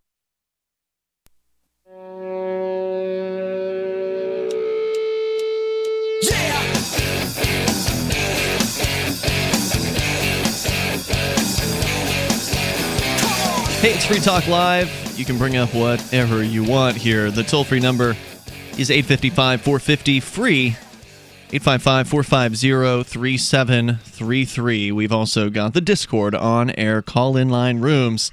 Whether you want to comment on San Diego Comic-Con trying to destroy every other Comic-Con legally by filing lawsuits over naming rights, you can. Also, we got Venezuela on the way here as well. And I want to make sure you know about Bitcoin.com. If you want to learn about cryptocurrency, learn about the one that started it all, which is no longer just one. There's multiple Bitcoins out there now. And you'll learn over at Bitcoin.com. They do have an academy there, which is a great place to get started. Plus, over at Bitcoin.com, you'll find the latest news headlines about Bitcoin, and those come from around the world. So once again, go to news.bitcoin.com for the headlines, and for the basics, just get started over at Bitcoin.com. Let's go to the phones, to the fun, actually to the Discord on-air call-in line rooms, where Sick is on the line in Israel. You're on Free Talk Live, Sick. Hello. Hey there. Good morning. What time is it there? The time is 3 o'clock. In the morning. In the morning. Okay, very good. We're glad you're listening. Go ahead. Yeah. So I just wanted to talk about some issues that I have with my parents, especially my dad. Sure. How old are you? I'm 19. All right. And my dad is about 50, and he has some mental issues. And every time I like to hang out with my friends, you know, just bringing them over to my house. Mm-hmm. And every time they come into my house, he starts wearing white costumes and saying nigger, dude. Oh, you can't say that on the radio. Sorry about that. Trying to get to the dump button there, and I was a little slow. I don't know if our board op was coming, Ian. I don't know if our board op was able to get that. Something is wrong with our dump machine here. Oh, no. So I apologize about that, but I had a total failure here on the dump button. So toll-free number here, 855-450-FREE. Like freedom. Yep, you can't say that on the radio, so you're done. Anyway, it's Ian, and so we got Conan and Daryl in the studio. Let's go to Parker. He's in Washington State. Parker, you're on Free Talk Live. Go ahead. Hey, guys. How's it going? Hey, what's on your mind tonight? Oh, not a whole lot. I want to continue our conversation we had last night about government-induced Stockholm Syndrome. I called some psychiatrists in my area to see if it'd be at all possible to maybe schedule an appointment or something with them and see if I couldn't get my parents in there to get some treatment for their government-induced Stockholm Syndrome. But apparently, I forgot about this. I knew about it, but forgot that in order for it to work, my parents have to be ready and willing to, get psychiatric help. And they won't want psychiatric help until they realize that there's a serious psychiatric problem. Yeah, isn't that the first step of any problem? Is admitting Knowing there's you a have problem? one? Yeah. So yeah, it's not going to work. Exactly. You're just wasting your money throwing it at a psychiatrist that. The psychiatrist isn't going to take the money. She'll They're not gladly take your money for whatever and- reason. Not if they're ethical. The psychiatrist that I called said they would have to make the call. They would have to make the appointment. Boom. So, that being said, I have to find some way, somehow, to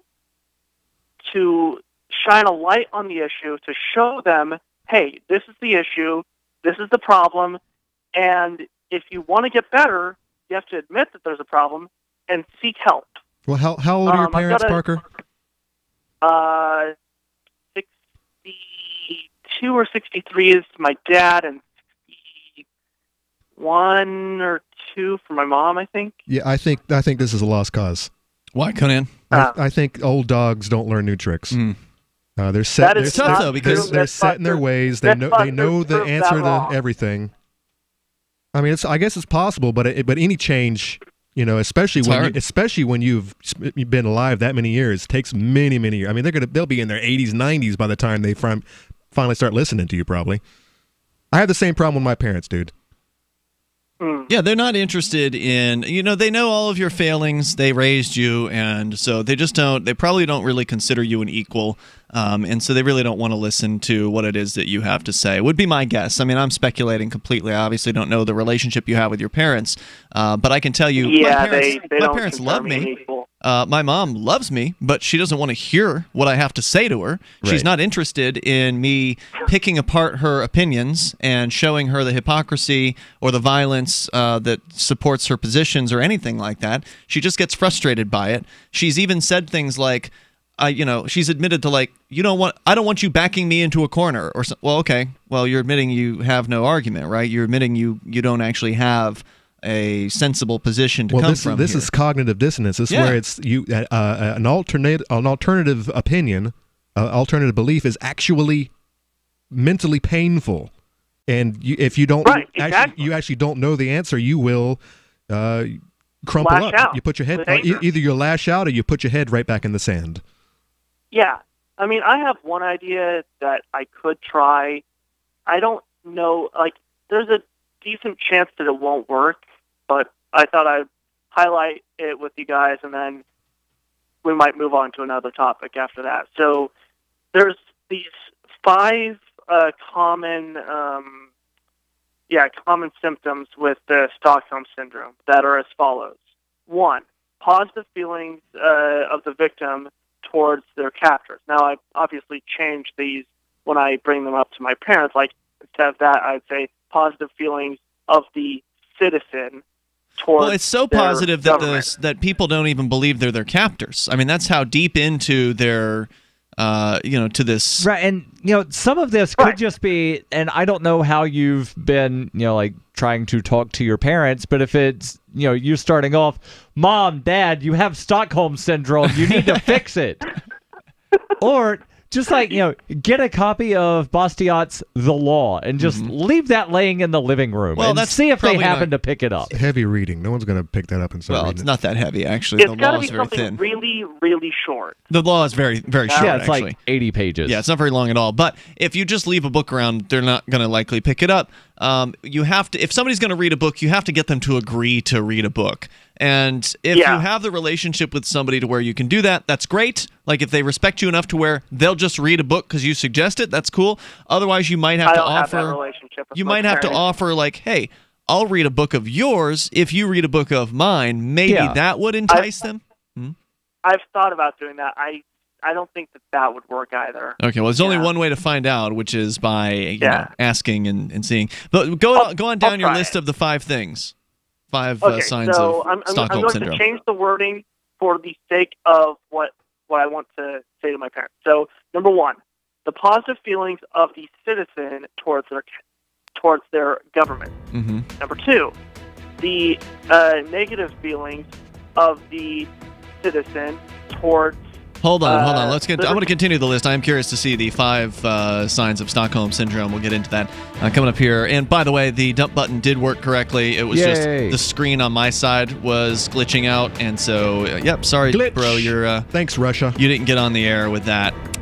You who called in, whoever you are. More coming up here in moments. It's Free Talk Live. Are you afraid to go to the mailbox because of letter after letter from the IRS? Are they stacking on more and more penalties and interest? By now, you know the problem won't go away on its own. Don't let the IRS chase you to your grave with penalties and interest and liens and levies. You need real help now. I'm Dan Pilla. I wrote the book on tax debt settlement, and I help thousands of people solve tax problems they thought couldn't be solved. I can help you too. Call 800-34-NO-TAX or go to my website, danpilla.com. That's danpilla.com. danpilla.com. Water is the single most important thing your body needs, so you want to be sure it's the best for you and your family. Since 2005, thousands have depended on Berkey purified water. The Berkey Guy provides the lowest priced filtration systems in every size. For incredibly delicious water now and in an emergency, get to goberkey.com or call 877-886-3653. 877-886-3653. goberkey.com.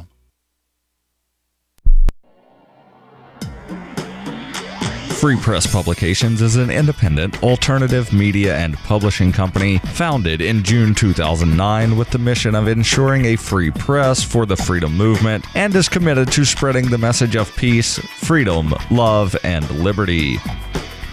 FPP also gives new authors an avenue for publishing freedom-oriented material.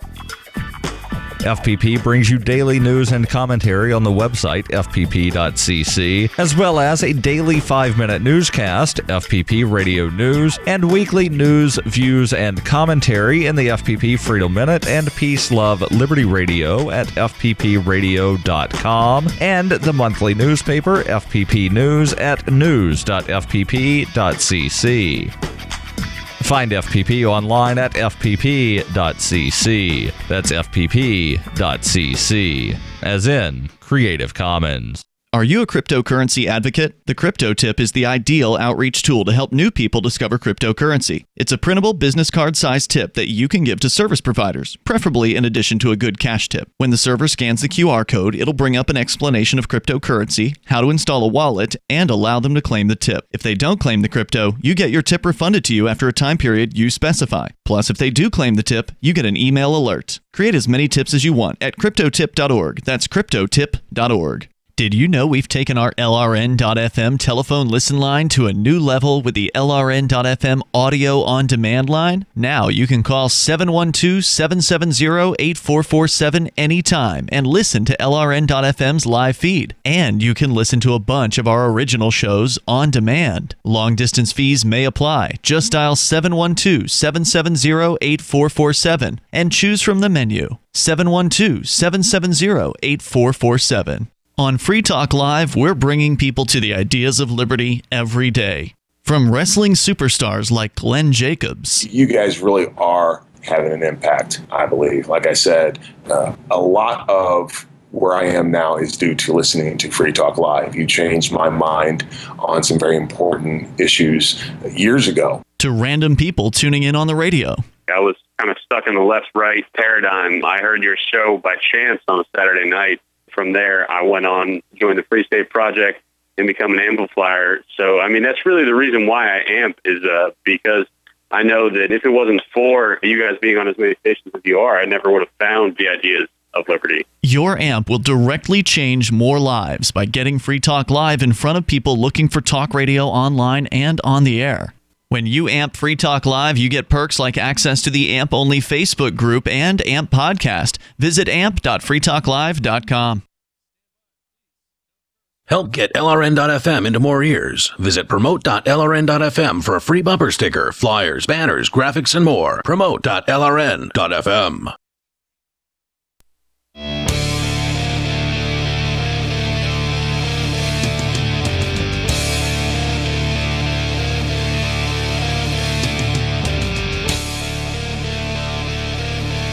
Whoops. It's Free Talk Live. You can dial in here toll free and bring up whatever you want. But there's certain words we can't let you say on the radio. So if you say them, we hit the dump button. and I have refreshed my dump button screen, so I will be certain to make sure that everything works. It did work last time. It's just he's trigger happy now. Yeah. Well, we got to protect our radio stations, unfortunately. Yes. So again, the toll-free number here is 855-450-FREE. That's 855-450-3733, because there is an evil government agency out there that will try to ruin those radio stations' lives by hitting them with $300,000 in fines if something naughty goes out over the airwaves. With you tonight, by the way, it's Ian. And Conan. And Daryl. I do want you to know about the crypto tip. Daryl, you've used the crypto tip. I have. Well, let me rephrase to say I've attempted to use the crypto tip. What happened? Well, I just wound up getting an email a couple days ago that 0 of the 6 tips that I passed out wound up being redeemed, and well, you did I use wound the up tips. You passed them out. That's the use of the tip. Right. I used the website. Right. I printed some tips. I distributed said tips, and then I wound up getting a refund. Correct. Because none of them were redeemed. Is your tip limit longer than 24 hours? What's the limit? What's the minimum? The minimum is 1 month. Oh, okay. Well, you can select go up to a 1, year. 2, 3, 6, or 12 months. Yeah. So crypto tip is a way to give out cryptocurrency in real life. And as Daryl has pointed out, even if you actually do give them out, it's pretty rare that somebody will actually Some of those convert. tips were distributed to businesses that accept cryptocurrency. Jeez. That's sad. But, we're still on the early end of cryptocurrency. We're still in the first decade of crypto. And so we need tools that can be used to outreach to people. Because it's cool to tell your friends or your family or your coworkers about cryptocurrency, but what about the person who's serving you at the restaurant? What about the lady who's cutting your hair? What about the Uber driver who took you somewhere or whatever? These are other people who they should hear about crypto as well. Even, just because they're not your friend, just because you don't hang out with them doesn't mean they shouldn't hear about crypto. So cryptotip.org is where you can go to print out Bitcoin Cash or Dash tips. So you get to choose which crypto you utilize. And you choose also the amount of time before it expires, and then the money comes back to you. So you really very low risk here. You get pretty much everything back. There is a tip that you can leave for the site, and that's optional. So if you want to set that to 0%, you can do that. So again, that goes to the site's programmer, the guy who did this all from scratch, which it's great stuff. Cryptotip.org. It's a printable tip. It's about wallet size, business card size. You leave it with your real tip, the other tip, the one that crypto's real, but the cash tip, the one that the prospect here, the server, is going to consider the real one. So you get them a good cash tip, leave the crypto tip on top of that, and I would recommend, if you can afford it, if you can afford to eat out. If you can afford to, if you can afford to eat out, means you can afford to tip. Yes. So if you can afford to tip, you can probably afford an extra $5 or $10 on a crypto tip. Because remember, probably if you give out 12 of these things, you'd be lucky to get one of them actually redeemed. So you're not likely to see a very high redemption percentage. And that's true even here in Keene, New Hampshire, where we are slamming advertisements on the radio about cryptocurrency. Here we've got print media advertising. We've got a real media outreach campaign here in Keene, unlike probably anywhere else on the planet. And so even with all of that backup, even with seeing the logos around town on cash registers and doors, you can still I've given the girl at Subway one of the girls at Subway. I've given all the clerks at Subway, but there's one who I've seen more than once, so I followed up with her like, hey, why didn't you I've given you a crypto tip before. Why didn't you cash it in? She's like, I meant to, and blah, blah, blah. Well, I didn't have my phone, or whatever the reason was. I forget the exact reason. So I, kind of gave her a little tweak and, gave her another one. He said this one was for $25 worth of crypto, and she still didn't. Didn't cash it in. That's amazing. And I pointed out to her, hey, you can go down to Corner News, which is like 4 doors down from the Subway. Right. And you can spend this stuff. So, she knows she could use it, but she still didn't do anything with it. But so it's interesting to see what the responses are. Cryptotip.org, check it out. It's free to utilize if you want, and print up as many tips as you want. Hand them out how you want. And come up with some other ideas, like how else can you distribute a crypto tip besides to a server or somebody else who's sort of traditionally tipped. There's, of course, the stocking stuffer thing that I've thought of. And then put them into books at the library, put them in magazines at the library, tech magazines or something like that. So come up with some other ideas and share those with us.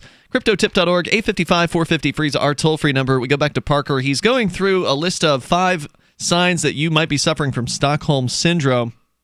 And you're rewording it slightly to talk about suffering from Stockholm Syndrome when it comes to the government. And this is because you want to convert your parents to understand the ideas of liberty, and they are, well, of course, being difficult and not particularly interested. So go quickly through the first two again. I think we'd already hit those two. Right. So we have the positive feelings of the citizen towards their government. Mm-hmm. Well, not their government, but whatever. That's well, they the believe wording it's their that they government. have. That's why they have positive Right. feelings towards it. Okay, go ahead. Number Right. two. Number two, the negative feelings of the citizen towards, it says here, authorities or the police, but we're going to reword that to libertarians, anarchists, voluntarists, or anarcho-capitalists. Because those are the people who are purportedly trying to save them from the belief in the state. Okay. I see your analogy. Now this one- Rabble-risers, boat tippers. Right. Right. The opposition. So- like the actual opposition, not the false opposition of Republican versus Democrat. Exactly, because Republicans and Democrats are pretty much literally the same thing. Yes. Just with different packaging. The third one is a little bit more difficult to rephrase or reword, so bear with me on this, and I'd like your suggestions for rewording this one. The situation should last a few days. So I was thinking the citizen...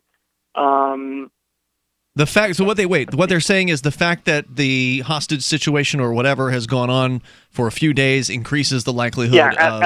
at least a few days. Right. So the longer the government, has a hold on you, the more effective their indoctrination is going to be. Right. So I mean, the governments have indoctrinated us here for 13 years, usually at least in the United States. Right. In the government Plus school add system. in full-day kindergarten. I was including that. 13 years is kindergarten. And they're about to add pre-K everywhere. And then college. Add another few years on that if you go to college. All right. Number 4. Okay. Number 4. There must be contact between the citizen and the government. And number 5, the government shows some kind of some kindness or do not harm the citizen.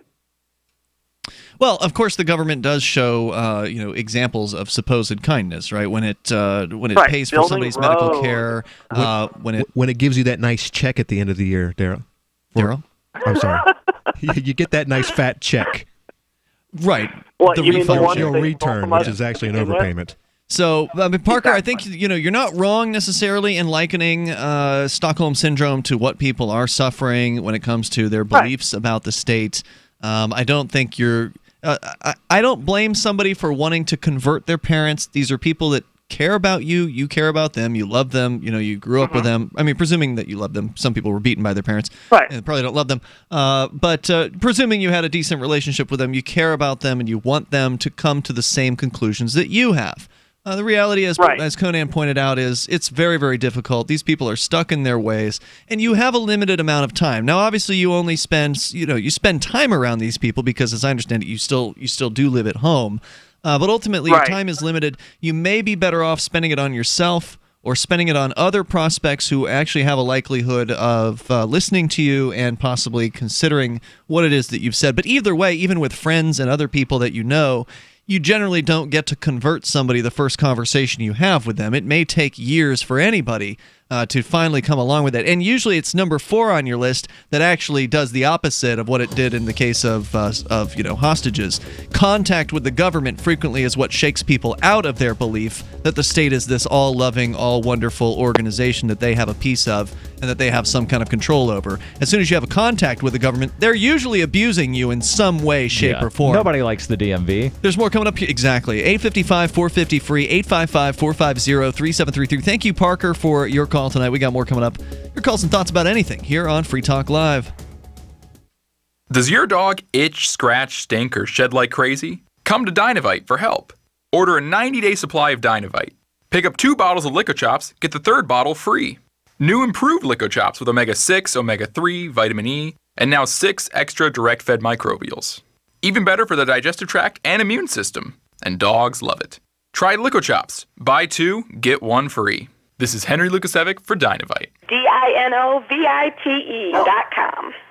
Are you a cryptocurrency advocate? The Crypto Tip is the ideal outreach tool to help new people discover cryptocurrency. It's a printable business card-sized tip that you can give to service providers, preferably in addition to a good cash tip. When the server scans the QR code, it'll bring up an explanation of cryptocurrency, how to install a wallet, and allow them to claim the tip. If they don't claim the crypto, you get your tip refunded to you after a time period you specify. Plus, if they do claim the tip, you get an email alert. Create as many tips as you want at cryptotip.org. That's cryptotip.org. It's a no-brainer. A Big Berkey water filter is the one you need, period. You need a water filter that removes chlorine, fluoride, pharmaceuticals, BPA, and other endocrine disruptors, pesticides, bacteria, viruses, and much more, right? And does it all at only 2 cents per gallon. Get the original and most trusted name in gravity water filtration, Big Berkey. And now GCN listeners receive 5% off ceramic filter systems using code GCN. Call or click 1-877-99-BERKEY or BigBerkeyWaterFilters.com. That's 1-877-99-BERKEY. Healthcare reform is confusing. With the loss of the Obamacare mandate, those needing help can now choose an affordable alternative. By joining Liberty HealthShare, you're part of a community of health-conscious Americans all over the country who control their own healthcare costs and choices. Liberty HealthShare is not insurance. It is an association of self-pay patients who unite with like-minded people to share the cost of their medical needs. Neighbor helping neighbor. Learn more now by going to libertyoncall.org. That's libertyoncall.org. The Free State Project has reached its goal of 20,000 liberty lovers who've pledged to move to New Hampshire and get active to achieve liberty in our lifetime. Perhaps you're trying to figure out what part of New Hampshire should be your destination. If so, consider Keene. You'll find more than 150 reasons to move to Keene at move.freekeene.com. Keene is famous for its historic, publicity-generating activism, as well as being the liberty media capital of the world. It's home to freekeene.com, New Hampshire's destination for liberty activism, news, and opinion. For years, we've been compiling over 150 reasons to move to Keene at move.freekeene.com, where you'll learn about some of what's happening here and what makes Keene a great place to live. If you love liberty, you'll probably enjoy anywhere you end up in the Shire. But do your due diligence first. Please visit move.freekeene.com for the full list of over 150 reasons to move to Keene. That's move.freekeene.com. If you want to know the latest about Free Talk Live before we go on the air, all you need to decide is how you want it delivered. It's your choice. Visit news.freetalklive.com. You can get emailed announcements and participate in contests via our email updates list. Plus, we have a Twitter account that you can follow and a Facebook page where you can become a fan. So visit news.freetalklive.com to get news about Free Talk Live as soon as it's announced and the way you want it delivered at news.freetalklive.com. That's news.freetalklive.com. Did you know that Free Aid is a mutual aid, educational, and networking organization? At Free Aid, we support volunteers who provide first aid. We do outreach to the public about health and safety, and we bring together medically skilled freedom lovers. Free Aid is made possible by your generous support. Donors can receive great gifts like first aid kits, t-shirts, silver dime cards, and hoodies. The Free Aid Silver Dime Card Project is sponsored in part by Roberts & Roberts Brokerage, Freedom's Phoenix, and Don't Tread on Meme. Visit fr33aid.com. Some of our live shows are streamed in HD on Twitch. Please follow and share at twitch.lrn.fm. That's twitch.lrn.fm.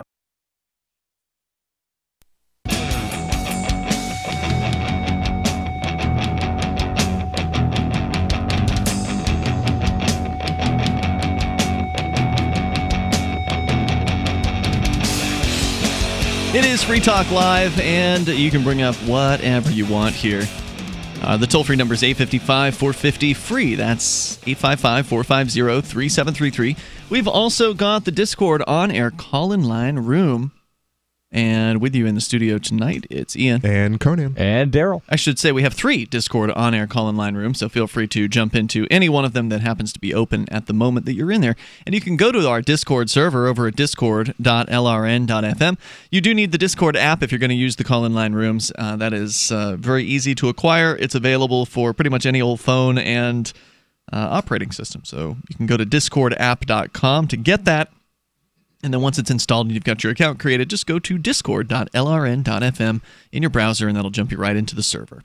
All right, so of course you can bring up anything that you want. Did you guys have more comments on this the idea of Stockholm syndrome. I think Conan did. Yeah, it's a very curious phenomenon. It's basically, the way that I see it, it's based on it's a coping mechanism. It's a natural coping mechanism that we have evolved to use to survive.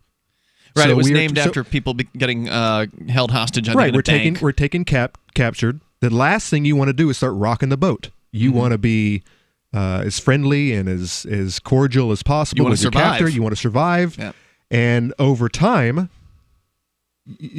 for whatever reason, you start to trick yourself. Your mind starts to trick you into believing that your captor isn't as bad as he might have been in the They're beginning. protecting me from the big bad people outside that really want to hurt me. Right, but even before that, I mean, it's a really curious a transformation from going from this guy might have a gun to my head and has threatened to kill me, and now he's keeping me as a captive to save his own life, and I'm going to be cordial because I don't want to get shot in the head. Yep. And before you know it, 24 hours later, I'm treating the guys on the outside like they're the bad guys, and they're trying to kill this guy who's he's a human being. My friend. He's got family. Yeah, He might have had a job that he's lost, and now he's freaked out, and now this is why he's doing what he's doing. He needs the money for his it's- sick grandma or something. And Yeah, it's much easier to humanize a bank robber when you're there with him, right? 'Cause then you can. And Parker, if you're still listening, this is exactly what your parents have done in this situation where they have been held captive so long by this idea that is government. Well, they're free range. They see all the good that is done for them, and they exclude, they forget, they put their head in the sand when the bad things happen. And then what do? They spend their time blaming either the other party, which is trying to tear their captor down and exchange it for another captor that they're not used to, or blaming it on other captors on the globe, like Putin or Iran or North Korea, instead of actually focusing on the real so issue, if this which guy is didn't take me hostage, then there's bad people out there that would hurt me. Exactly. And so here's my question for us three. And this has been something, I didn't know I was a libertarian until 15 years ago. I used to call myself a South Park Republican because I didn't even know what libertarian was until, I started listening to Free Talk Live and those stuff. guys are libertarians. But the I've South Park always guys. been, I've always considered myself woke when it comes to the captors out there, the I actual, didn't even hear that word until like 6 months ago. the actual enemy. I've Woke? always known who the actual enemy was. The So government. what is the difference between us? Why do we see the real enemy, and why aren't we impressed with his abuse of us? Well, it's like I said, when the government actually does abuse you, it's more likely to shake somebody out of their slumber. It's more likely to wake somebody up. I can't tell you how many times I've encountered this, whether it be the owner of a restaurant downtown who got attacked by the government and then became more aware that the government isn't necessarily a friendly organization, or whatever the example might be, whether it be a person who was arrested by the police for open container, or some other non-crime, a possession of marijuana. For me, when I was a teenager, it was the smoking of cannabis for the first time that made me realize that I'd been lied to, and that these government goons were out there, trying to capture me for this, and I didn't really appreciate that. And I think that's one of the things that, I was always kind of anti-authority, but that's one of the things that pushed me more in the direction of learning about the Libertarian Party and, learning about liberty, and that was kind of my wedge issue, so to speak. So, whether it's the cops showing up at your house and blasting your dog to death, or whatever the issue might happen to be, that it's somebody's got to get shaken out of their slumber with something. There has to be some sort of iconoclasm, some sort of thing that happens that breaks down that idea, or at the very least puts a chink into it, to where somebody else might be able to feed them more information and open a mind, basically. Wake somebody up. I guess my question is, how did we see the light? Because I think I've always been woke. I've never been beat up by a cop. I've never had my truck stolen from me. neither. I've never, it's always been pretty kosher, except I've always known that there was an issue, there was a problem. And yes, I know what you're talking about. For the normies, they have to have that wake up moment where they do get beat up, or they get their dog shot, or they get a lot of money stolen from them, under threat of going to jail. There's also a lot of people that will stumble upon a philosophy book. It could happen that way. Right. So I've heard a bunch of people say, "Oh, I read this thing from Ayn Rand, and then I wound up reading something else, and then somehow Rothbard or this or There's that." an intellectual path for sure. That can happen. I Right. wonder So how some common people, that is. it's an intellectual thing. Other people, it's a personal experience. For me, I had always heard people talk about traditional values, and I tried figuring out what those are, and realized. Flags. I realized that traditionally people were left the hell alone by governments. When the hell did government leave people alone? So, I don't mean, like, they always left people alone and let them do whatever they wanted to, but various issues, say the drug war. 100 years ago, There wasn't a drug war. There wasn't a drug war. Okay. 110 years ago, there weren't marriage licenses. There weren't all of these other various things. So for the most part, You're saying government has become more intrusive over time. yes. Okay. So traditionally, people were able to largely do what they wanted, At least in the United States. right? And in the English-speaking They weren't Indians. world, right? Yeah. Because even Or going black, back to or liquor distillers. Yeah. right, but even going back to the horrible oppressions of King George, from what I've been able to read of history, they were a lot freer then in 1775 and 1776 than we are today. And a lot less taxed. But for some reason, we think we're free in America and we've got a patent on freedom. We're going to the phones here. We've got a caller on Discord again, and he just signed up for the server tonight. So that doesn't usually go very well. Rhododendron, hopefully you'll prove to us that not everybody who's on Discord is out to try to ruin our reputation on radio. Go ahead with your call and thoughts tonight. You're calling from New York State. Yeah, and I can't blame them. I mean, popping on, screaming some obscenities and bouncing out, the thrill. Oh, yeah, it's so thrilling.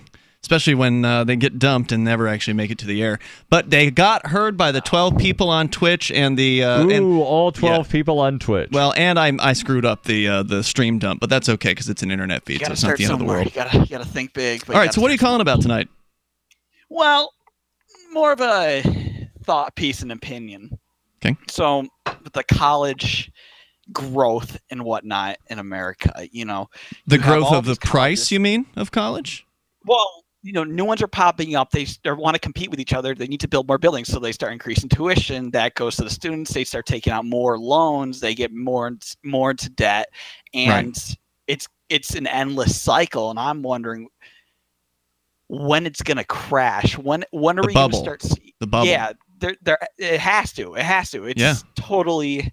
It's completely inflated. It's completely artificially inflated. They also have the benefit of having like every government school, every high school out there preparing students to go to college, encouraging them to go to college, telling them they'll be a failure if they don't go to college. You're not going to be able to get a job unless you go get a bachelor's degree. So, they've got this constant cycle of new blood coming in every single year, and they can just keep raising the rates. We've got somebody that will help you fill out the FAFSA forms. Because the loans come from the government, so they're basically guaranteed to the colleges. Right.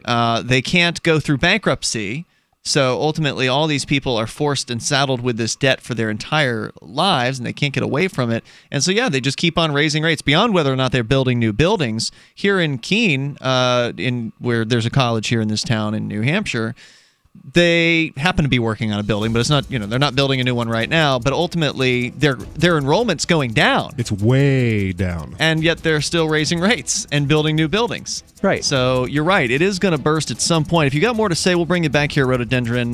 There's more on the way here.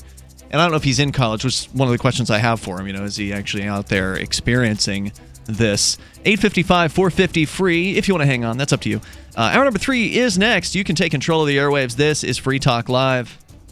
Have you experienced the miracle of CBDs? They can help you reduce suffering, reduce stress, help you sleep better, modulate inflammation in the body, and is absolutely safe. Meta Hemp Solutions offers a radically innovative approach to CBDs for exceptional results. Stop suffering and reduce your stress now. Isn't it time for a good night's sleep? Stop worrying about tomorrow today. Lab tested for potency, purity, and is non-psychoactive. Free shipping to all 50 states. Try our product risk-free, money-back guarantee. Use code GCN15 to get 15% off. That's code GCN15 to get 15% off. Offer ends soon, so visit MetaHemp Solutions today at metahempsolutions.com or call 833-858-7500. Suffer no more. Get rid of the stress and sleep better. Get our product now at metahempsolutions.com. That's metahempsolutions.com. Radio is the most personal of mediums. I exist right now in your head. If you listen to Free Talk Live regularly, you know me. Free Talk Live is on more than 160 radio stations around the U.S. and has been downloaded on every continent around the world. Hundreds of thousands of listeners with ad packages from $600 a month to $6,000 a month. Imagine what we can do for your business, project, website, or idea. Email me, mark@freetalklive.com. Some of you asked, and now we've delivered. LRN.FM's live Keene, New Hampshire studio shows are now streamed in HD on Twitch. Visit our channel at twitch.lrn.fm and give it a follow. If you have Amazon Prime, you get one free subscription on Twitch. If you use it on our channel, Twitch will give LRN.FM a monthly piece of your Prime subscription cost. So please watch, follow, share, and subscribe to twitch.lrn.fm. That's twitch.lrn.fm. You're listening to the live edition of Free Talk Live. Hour number 3 is next after the news here on the Liberty Radio Network at LRN.FM. From Keene in the Shire, the Liberty Media capital of the world, this is Daryl W. Perry, host of FPP Radio News for Wednesday, August 29th, 2018. Silver's trading at $14.75 per ounce. Gold is valued at $1,204 per ounce. Zen is trading at $20, and the average price of Bitcoin is $7,099. Antiwar.com reports in a rare public criticism of Saudi Arabia, Lieutenant General Jeffrey Harigian called on the Saudi-led coalition to be more transparent with its investigation into an airstrike earlier this month against a school bus in the Sada province of Yemen. The attack killed at least 42 children. Harigian said there is a level of frustration we need to acknowledge and that they further need to be clear what happened and why. The U.S. government hasn't exactly been forthcoming in its own involvement in the attack either, saying they were uncertain if the U.S. bomb was used right up until media agencies showed pictures of the Lockheed Martin bomb. Unlike other recent incidents where they killed scores of civilians, the Saudi government already made a statement on this attack declaring the school bus to be a legitimate military target. They did not explain why. This raises questions about whether an investigation is ongoing at all, as even the cursory whitewashing reports the Saudis offer for other incidents are usually the end result of strikes they deny or claimed uncertain about. In this case, they've insisted from the start that the destruction of the bus was by design. Not that the call for transparency really means anything to U.S. policy. Secretary of Defense James Mattis says that since one Saudi general described the deaths as tragic, the U.S. appreciates that there isn't callous disregard and therefore U.S. military support for the war continues. Zencash has changed their name to Horizon to better represent their transition from a cryptocurrency to a pioneering platform that protects consumer data. They're working towards the day when anyone will be able to build privacy-based applications on the Horizon platform. The unique spelling of Horizon is a nod to their heritage and recognizes that they remain committed to the vision that their project was built upon. Their coin and ticker symbol remain ZEN. Learn more at horizon.global and join the Horizon community. HORIZEN.global.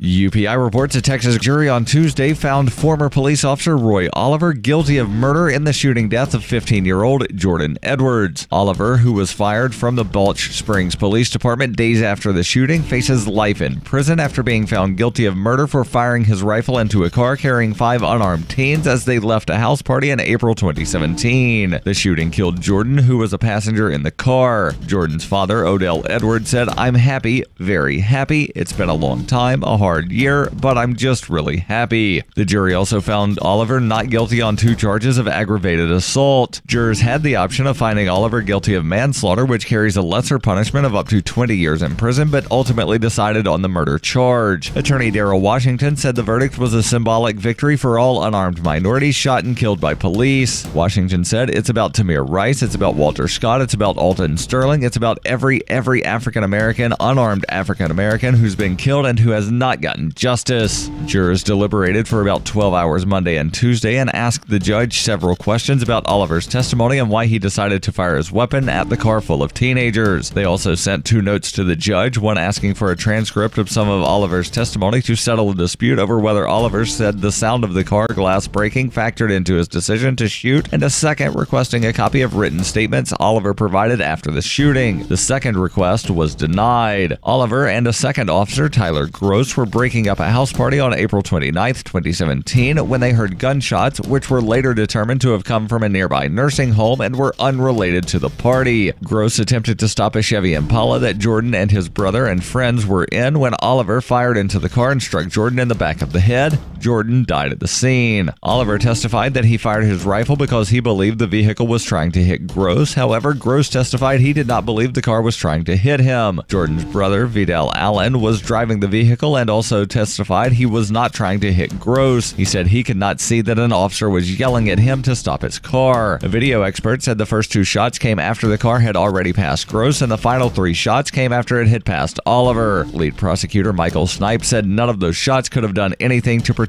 Tyler Gross. You can support FPP Radio by joining the Fans program. Fans are friends, allies, and Numery supporters. Fans help FPP afford to produce more original content. To learn more or to join the Fans program, visit fans.fppradio.com. This has been FPP Radio News, online at fppradio.com. A new medical study on the effects of marijuana use confirms that everyone knows you're high and that you'll never stop feeling like this. Everyone can smell the marijuana on your breath and on your clothes. Everyone is laughing at you. Additionally, the in-depth report reveals that despite trying to act cool, you're definitely laughing too much and everyone is messing with you. Your parents know you're high, your friends know you're high, strangers on the street know you're high. If you're young and you smoke marijuana, you will probably never be able to find a job. And if you're an adult, you will most likely be fired. If you hear a noise, that's probably the police, and you're probably going to jail. While previous studies suggested that it's all good and that we're all made of the same stuff that makes stars, new research indicates that your brain got broken and you shouldn't have done this. Doctors say the study raises important questions such as, what if that wasn't just marijuana, and how are you going to get home? This is the Onion News Network.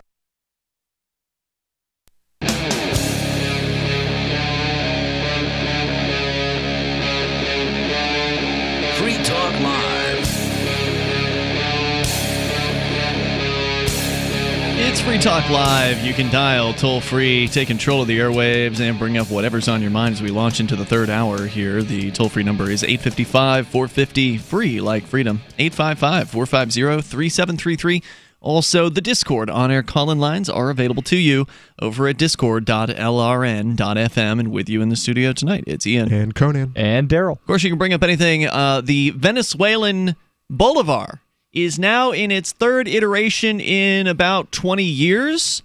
And they're now calling it the Bolivar Soberano, or the Sovereign Bolivar. They just issued it about a week ago, just over a week ago. And so let's talk about this, because it's a big... it's a big deal when a country decides to completely revamp its currency. Is it going to save their economy?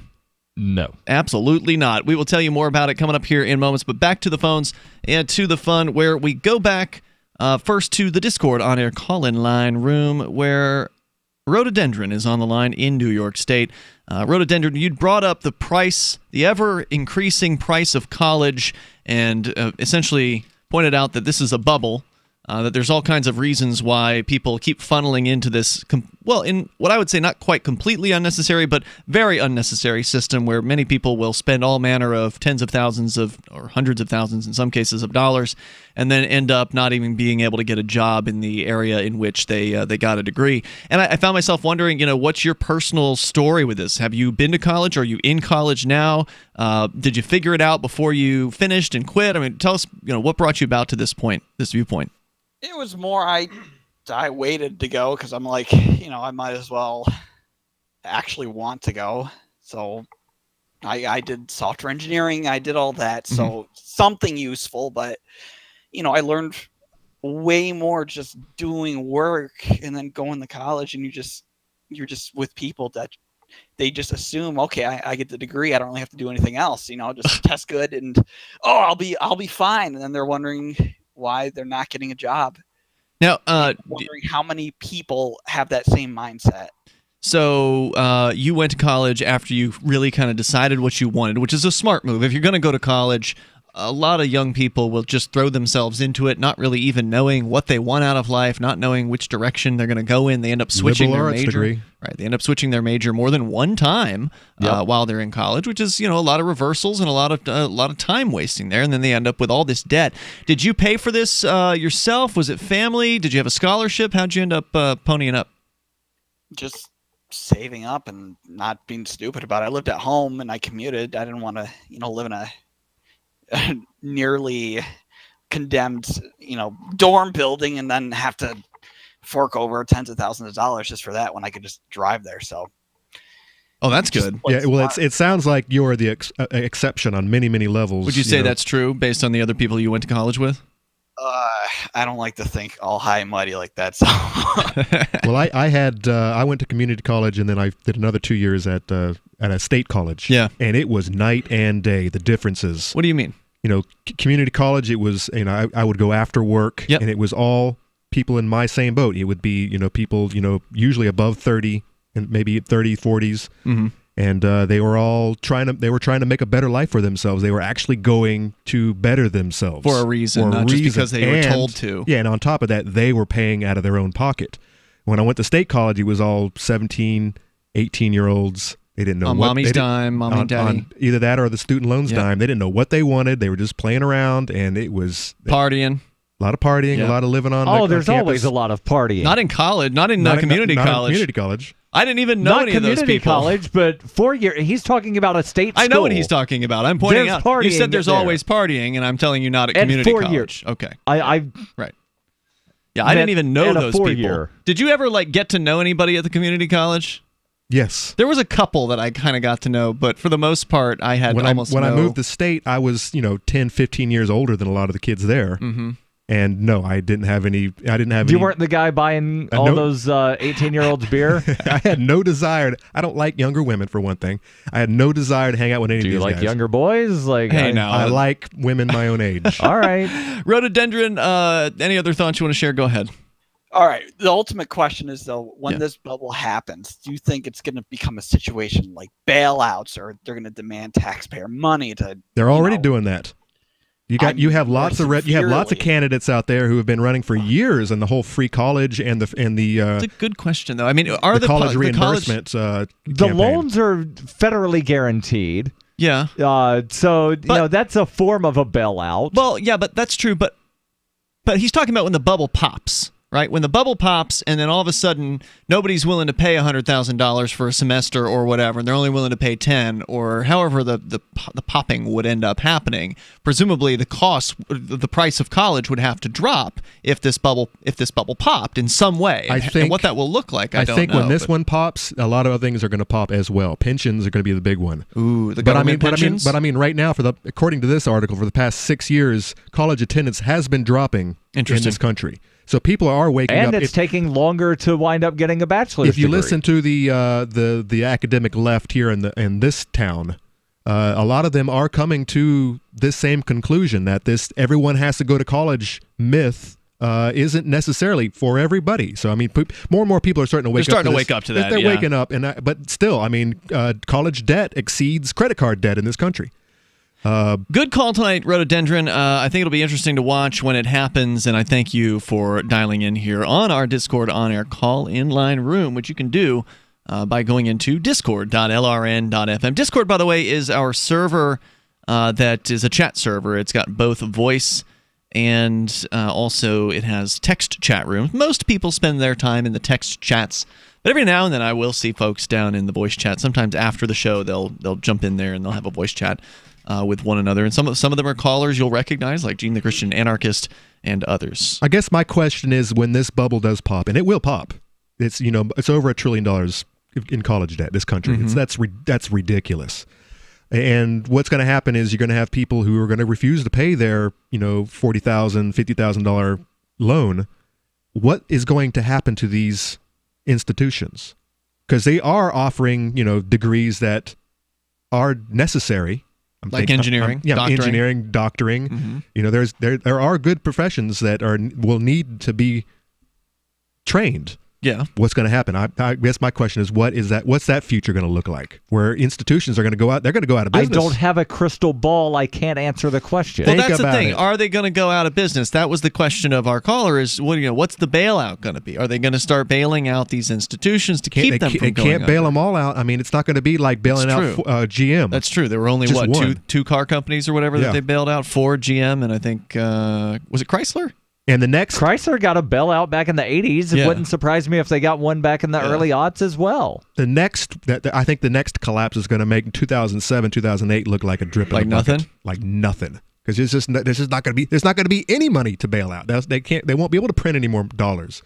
Yeah, it's going to be interesting to watch it happen. If you don't have college debt, then good for you. Congratulations. Do you still have debt, Conan, or did you? I never accrued debt ever. I have one bill, and that is my house. Got it. And that's debt you can live in. I can live in that one. Yeah.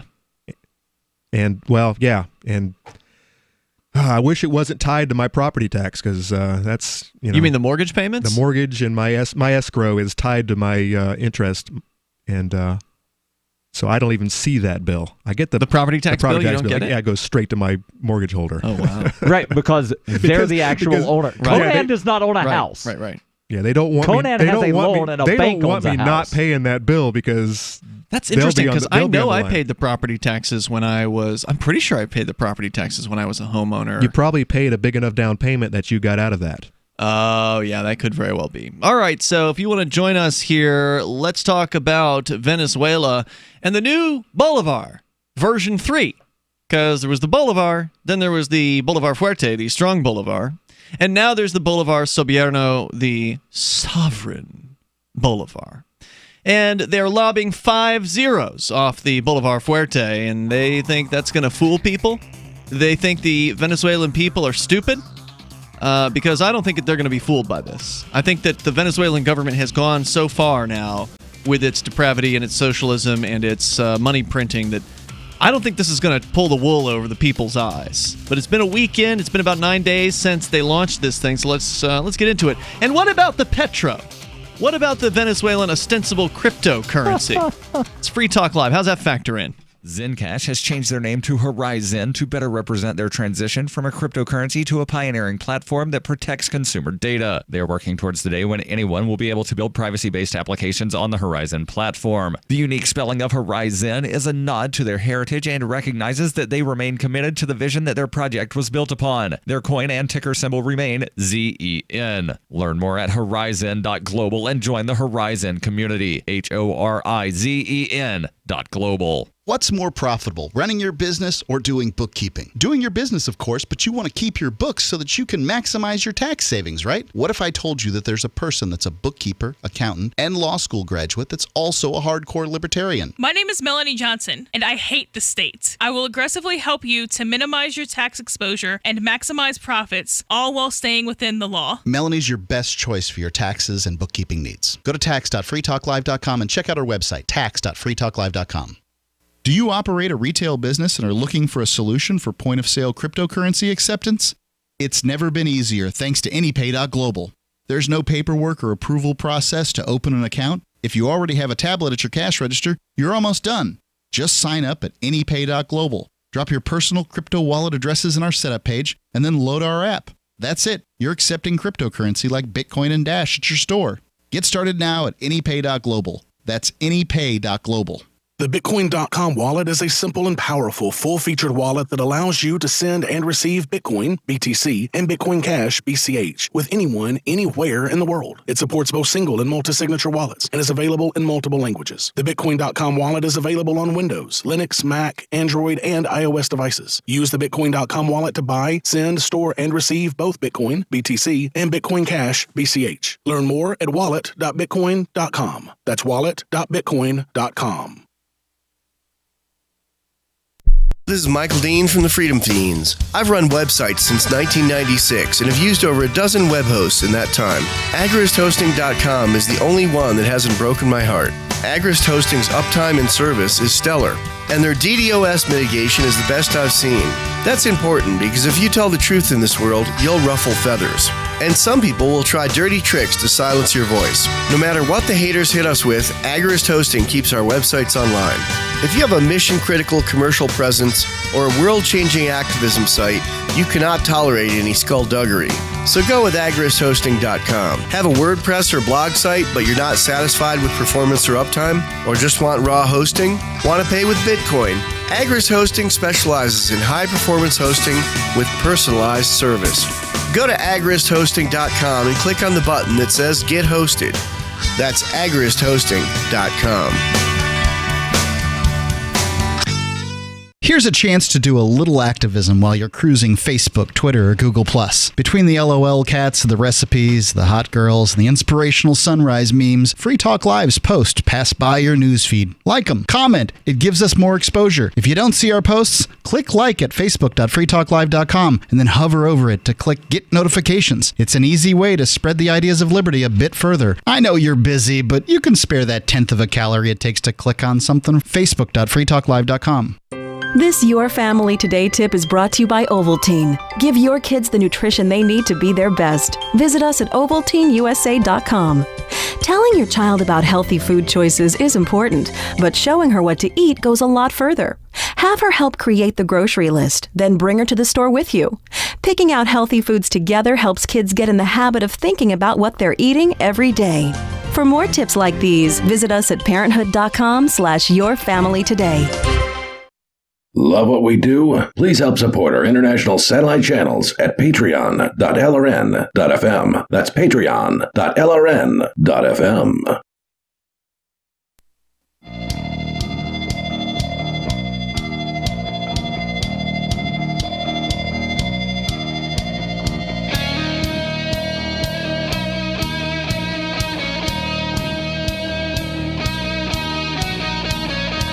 You can join us on the radio. It's Free Talk Live.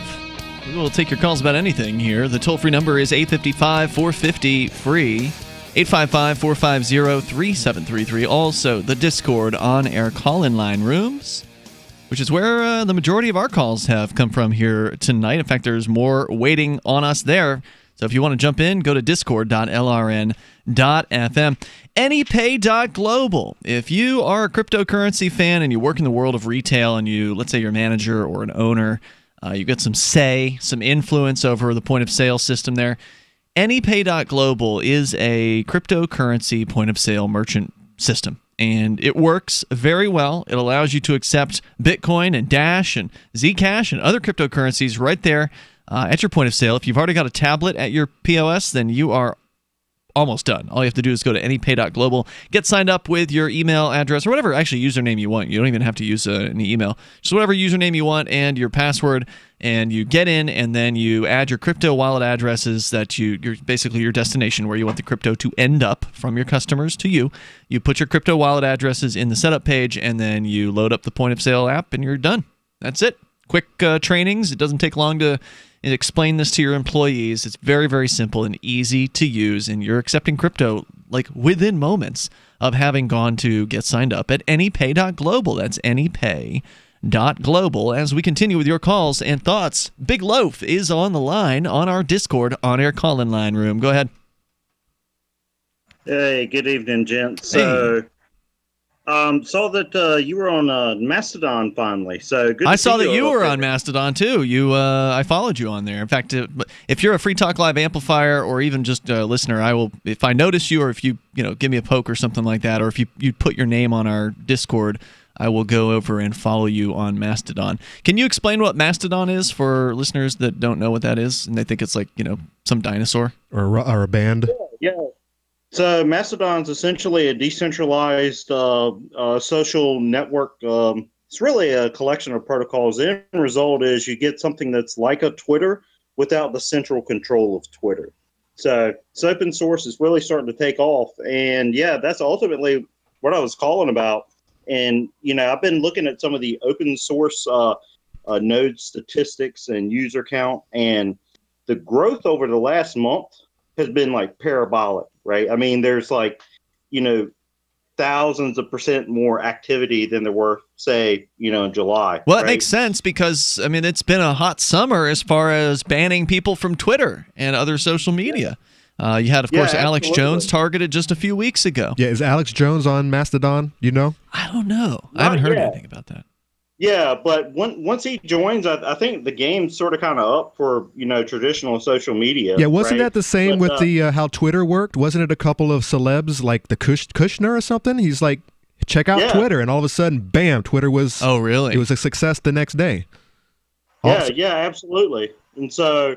But I was sort of kind of wondering, though, Ian, what's your impression of Mastodon thus far overall? Oh, I think it's great. I'm not somebody who used Twitter a whole lot, but I at the very least understood how to use Twitter. It took me a while. I was on Facebook initially it was on MySpace way back in the day, and then I got on Facebook, and then a few years or several years later, I got on Twitter. Or a few years later, but I didn't really use it that much. And then finally, I started to use it a little bit more after I quit Facebook earlier this year. I think Mastodon has done a great job of knocking off Twitter as far as it does the same things that Twitter does for the most part. Daryl, you did discover that you can't do like a tag of Penn Jillette if Penn Jillette isn't on your same Mastodon server. So that was one thing that Twitter could do that Mastodon can't do. But Mastodon does what Twitter can't do in that Mastodon is a decentralized system that is essentially it's censorship proof.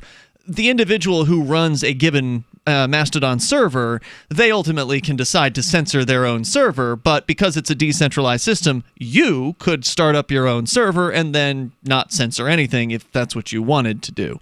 Right, and another one of the sort of failings is you can't necessarily transfer your account from one server to another. So you can create a new account on a new server, but then any followers or... Well, you can't transfer your Twitter account either, so there's no difference there. Yeah, there's federated identity isn't a thing yet. But yeah, and, the other thing I wanted to call about is, there just seems to be like this almost cloud of integrations that are coming with ActivityPub and OS Status, some of the protocols behind Mastodon that make it all work, such as PeerTube, which is a decentralized replacement for YouTube. Really? And it integrates with Mastodon natively. So I actually wrote code to spin up a new server and integrate it with Mastodon on another Mastodon instance. They're just peered together. And it sort of kind of works out of the box. And the way that it scales is as more people watch the video, it's using BitTorrent under the covers to make all of the clients also servers for the content. So as more people watch your video, the more capacity you have for people to watch your video. So it's really exciting, time for liberty, I think. Sounds like something worth looking at. Are they offering any HD quality? Because usually these decentralized video servers have to keep the quality pretty low in order to keep the bandwidth down. You get to choose, right? So you can choose no transcoding, which transcoding means change the quality from the original, right? So, but you could also, as the PeerTube instance owner, choose to transcode videos to whatever resolution, if it's like VHS all the way up to 4K, right? I see. But the important thing is it uses those same protocols under the hood as Mastodon. Yeah. So that integration, when somebody posts a new video, it shows up in your Mastodon feed if you follow their user on PeerTube. So, folks want to check out our Mastodon feed. You can go to toot.freetalklive.com. That'll take you right over to the Free Talk Live Mastodon feed, which is essentially now we're syncing up the Free Talk Live Facebook, Twitter, and Mastodon. So every time we post, we're actually originally posting to a Telegram channel, which is also a thing now. So if you want to follow us directly on Telegram, you can do that too at telegram.freetalklive.com. Great service. I love Telegram. Telegram. Look, I understand. All my people, texting people who don't have Telegram is aggravating. It's annoying, isn't it? Right? It's like, Telegram man, just download this app. It's great. It's so slick. Look, I did see the news headline, by the way. Venkman, who's one of our regular chatters there in the Discord chat, I followed him on Mastodon, and he pointed out that Telegram's warrant canary has disappeared. Ruh-roh. Can you explain what a warrant canary is, Daryl? Yeah, so a warrant canary, and there are probably various government agencies that one could get a warrant from, but generally a warrant canary is something along the lines of, as long as this particular thing is on the website or in the About Us or somewhere, then we have not been contacted by fill-in-the-blank agency. And again, it's generally FBI, but it could be any number of government agencies. And if that is gone, then without telling people, hey guys, the FBI contacted us. Because they might be prohibited by the order to not tell anybody. Oh, it's a federal offense to tell somebody that you got one of these security letters from the FBI. So it's a way to say it without saying it. So apparently they had some sort of indicator up that said something like 0 bytes given to governments, and that has disappeared. More coming up here in moments. Thanks for the call, Big Loaf. Appreciate it. It's Free Talk Live. Most of you know that heart disease is the #1 silent killer in the U.S. What if I told you for just $54.95 a month you could fight against heart disease naturally? At Heart and Body Extract, we've been helping thousands of people get back to a healthier heart. Don't just take my word for it. Check out all of the success stories at hbextract.com, or to order, call 866-295-5305. That's 866-295-5305. hbextract.com. Don't risk it when you can take charge of it. If you like alkaline water, or know someone that does, you're going to love the Dylan Living Water Bottle. It creates alkaline water on the go while reducing plastic waste and saving you money. Made with surgical-grade stainless steel, the Dylan bottle increases the pH up to 9 to deliver both alkaline and antioxidant water anywhere you want it. Alkaline water is healthier, tastes better, and can even boost energy. The Dylan bottle makes it easy and affordable to be healthy and achieve optimal hydration. Get your Dylan bottle today at dyln.co. That's dyln.co. Is spreading the message of liberty, cryptocurrency, and peace around the globe worth $2 per month to you? As you may already know, in addition to our internet feed, LRN.FM broadcasts on free-to-air satellite across North and Central America, as well as Sub-Saharan Africa. And we've been available on satellite for free 24/7 since 2010. The LRN.FM free-to-air satellite signal is reaching some of the most oppressive regimes in the world, and there's no doubt our ideas are making an impact. You can learn more about the channel's impact by watching the 3-minute video at fund.lrn.fm. If you'd like to help free minds globally with our ideas of liberty, cryptocurrency, and peace, you can donate as little as $2 per month via fund.lrn.fm. You can help us continue and expand our satellite broadcast to multiple continents. Visit fund.lrn.fm today, and thank you for your help. Don't forget to share the link on social media. That's fund.lrn.fm. What do you shop for that you could otherwise buy at Amazon? Pretty much everything, right? Amazon has competitive pricing and they deliver, and that's a big plus. If you could plan ahead in your shopping, would you be interested in saving up to 33%? There's a catch. You have to do your shopping in Bitcoin. But imagine those savings. It's like a huge raise. All you have to do is go to saveitpurse.com. We've saved thousands, and you can too. Plan ahead and save. Saveitpurse.com. So you've heard all 3 hours of the latest episode of Free Talk Live, and you're still hungry for liberty-oriented audio content? Did you know that we have another 24/7 audio stream at LRN.FM? The Liberty Radio Network airs the latest episodes of some of the best liberty-oriented podcasts on the internet around the clock. In addition to recorded content, you'll also hear live shows like Free Talk Live, originating from our Keene, New Hampshire studio. So listen anytime at LRN.FM. That's LRN.FM. People are saying it could be a baby bump. Our senior celebrity correspondent, Tyler, is here.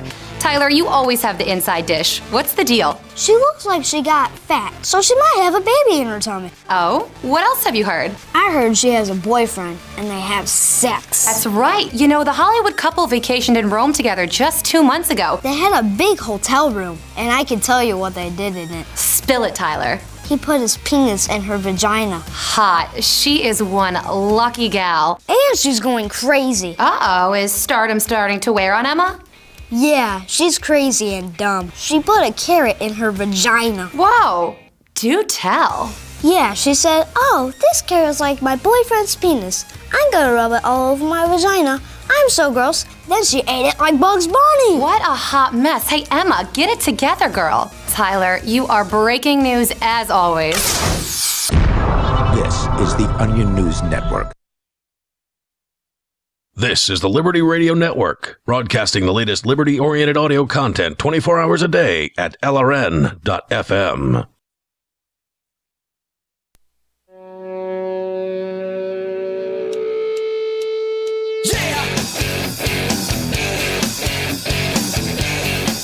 Free Talk Live. You dial, toll free, bring up whatever you want. We're talking about decentralization, options out there to replace things like Twitter with Mastodon, which I've been experimenting with pretty heavily over the last week, and combining Mastodon with the IFTTT, which stands for If This Then That, which is a very useful website that I'm still not sure how they make any money. So speaking of sites shutting down, if IFTTT ever shuts down, then that's going to throw all kinds of things into disarray. Yeah. Because there's a lot of things that are relying on IFTTT. It's a site that allows you to, well, if this then that. If a certain thing happens, then you can tell it to do another certain thing.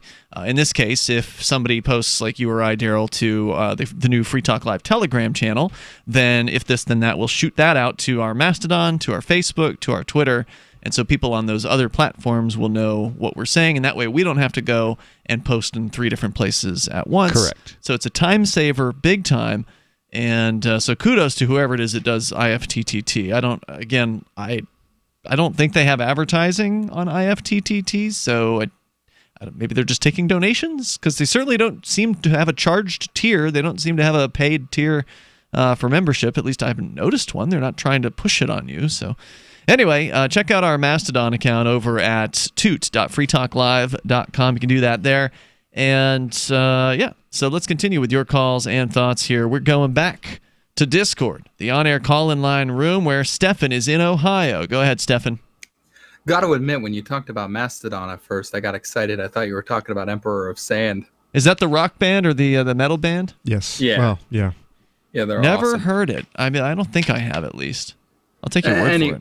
Anyway, I was reading a story on Reason, and I wanted to know what you thought. Apparently, Gary Johnson is calling foul right now because the Secretary of State made an interesting decision before the election this time around. Gary Johnson. I heard about this. This is the Republican, or the former Republican who turned into a libertarian. He's still allegedly. a Republican. He's not really very libertarian, that's for sure. And he was the Libertarian Party's nominee for president for 2012 and 2016. This year, he's running, I believe, for Senate. Yes. U.S. Senate in the state of New Mexico, which is where he's from and where he was the governor. He's actually polling higher than the Republican in the race.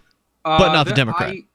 Correct. Not higher than the Democrat, but higher than the Republican. Right. Okay. And this thing that Stefan is talking about, and I saw the headline earlier today, that the Secretary of State, I guess, unilaterally decided to add the straight ticket voting option back to the ballot. Huh.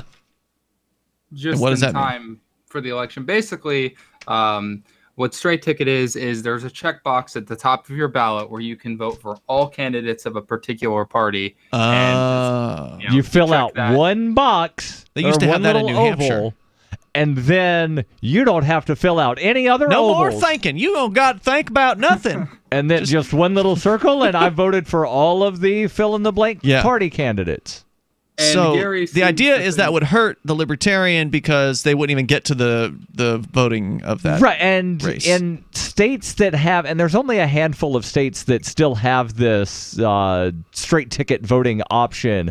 In states that have it, there are high percentages of people that use it, and in those states, yep, surprise, surprise, people that aren't Republicans and Democrats wind up not getting anywhere near as many votes as Which they is would really in not other a lot places. because you don't get a lot in other places either. So it must be even worse than most places because most places Libertarians don't get jack squat. So this must be like half a jack squat or a quarter of jack squat. Yeah, and I think in this case, normally I dog on Gary Johnson a lot, but I think in he this sucks. case, As he a might politician, have- he's a very nice man though. I liked him in person.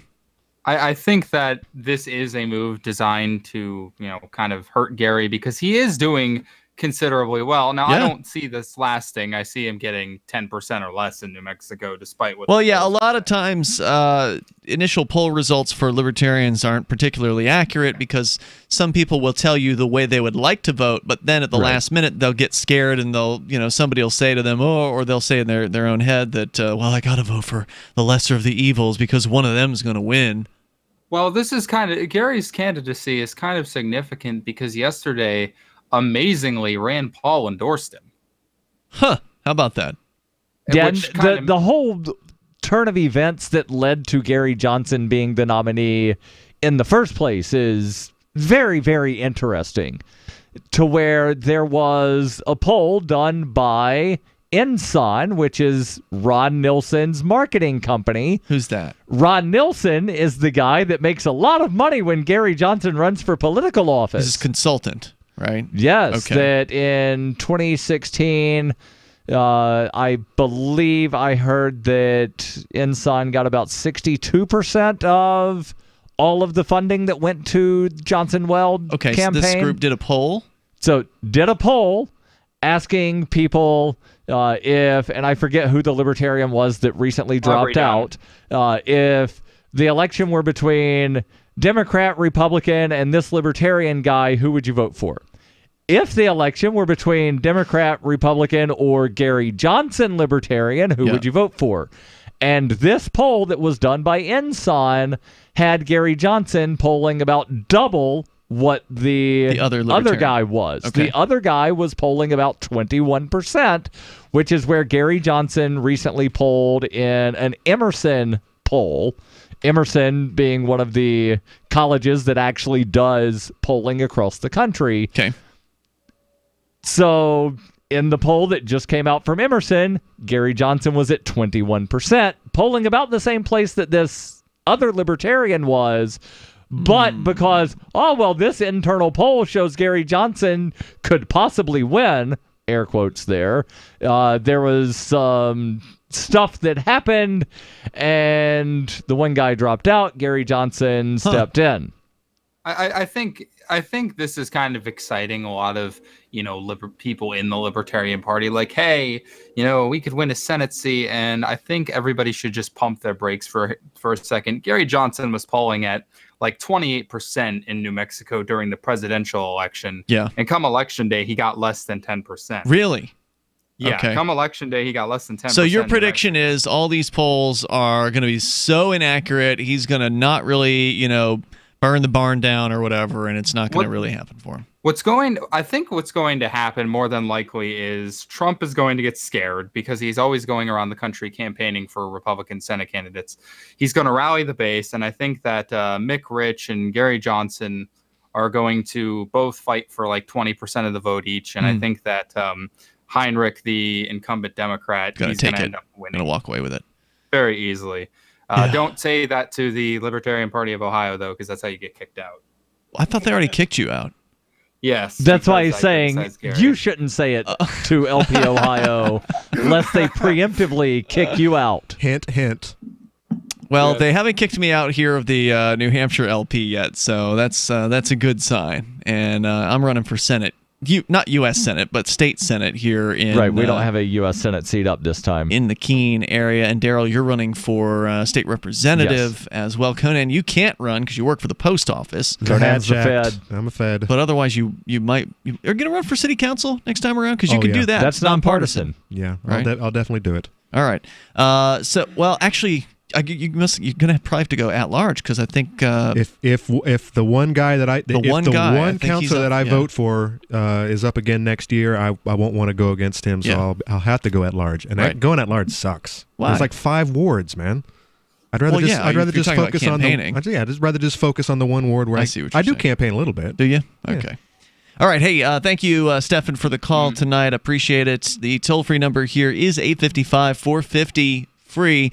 And you can join us on that Discord on-air call-in line room where we've had actually some good calls come in. We had one terrible one, and we had some good calls. But the good thing is they all sounded good, and you can join us there. Go to discord.lrn.fm. You can bring up whatever is on your mind here in the remaining moments of Free Talk Live, which are coming up.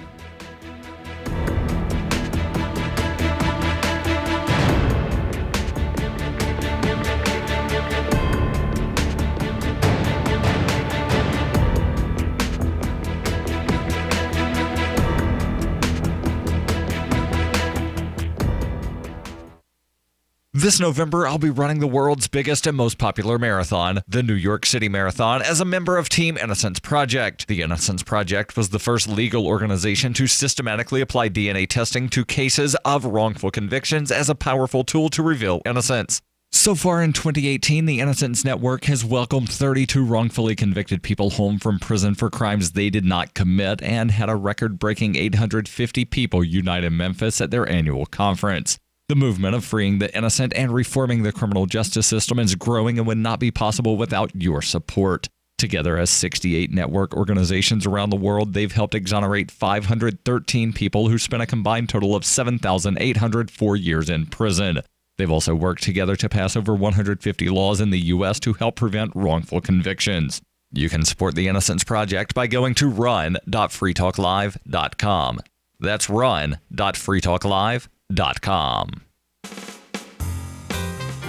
Hello, this is Dr. Bill Deagle, MD of NutriMedical.com, announcing the breakthrough Red Deer Velvet DR. It delivers the protected building blocks of all organs and tissues, allowing your own stem cells as architects and engineers to regenerate you. Not since fetal life, when aging does not occur, has such an amazing NutriMed been available to help heal you and regenerate you. Anti-aging requires that you correct mineral, activated nutraceutical, and jump the gene defects and poor diet you have to deliver the cellular tools for regeneration. You must remove old damaged cells and replace them with your young healthy cells to wind the biological clock to a younger you. Order your Red Deer Velvet DR now at NutriMedical.com 24/7 or 888-212-8871. That's NutriMedical, N-U-T-R-I, medical, MEDICAL.com. Or call our order line 888-212-8871. Since time began, tyrants have taken aim at personal liberties. Now there's a movie that aims back. The government has no more right to tell us what to put in our bodies than they have to take our guns or tell us what books we can read. 6 drug police were eaten by bears while raiding a marijuana farm. On your knees, you dirty hippie! Jesus. On your knees! What's the problem, officer? Today, many cops who enforce pot laws do so only because it provides them with cushy jobs, good benefits, and a chance to push people around. I was an undercover narcotics officer. The drug war is nothing but a farce. The Second Amendment says you gotta keep you and your gat intact. Guns and Weed, The Road to Freedom. A film by Michael W. Dean and Nima Vadati. DVD available now at gunsandweed.com or on Amazon. That's gunsandweed.com. Makes the perfect gift. Remember, that's gunsandweed.com. LRN.FM is proud to announce our official listening apps for Android and iOS devices. Now you can easily tune into our streams anywhere, anytime on your smartphone or tablet. Just visit apps.lrn.fm or search for LRN.FM in the Android or Apple app stores. Please download, rate us 5 stars, then share the link on your social media and let your friends and family know how you're listening to LRN.FM. Download it now, free, at apps.lrn.fm. Looking for a great real estate investment? Consider New Hampshire, which is ground zero for the Liberty Movement. Your first call should be to Mark Worden from Porcupine Real Estate. He's more than just a real estate agent. He's your New Hampshire concierge. Where are the best places to live? Do you want farm, city, the burbs, or forest? Do you want a duplex or multifamily building so that renters pay your mortgage? There are homes in all price ranges in New Hampshire, and Mark can help with financing too. Invest in Liberty and property. Mark Worden can help. PorcupineRealEstate.com. You can sign up to receive the latest about the Liberty Radio Network via our email updates at updates.lrn.fm. That's updates.lrn.fm.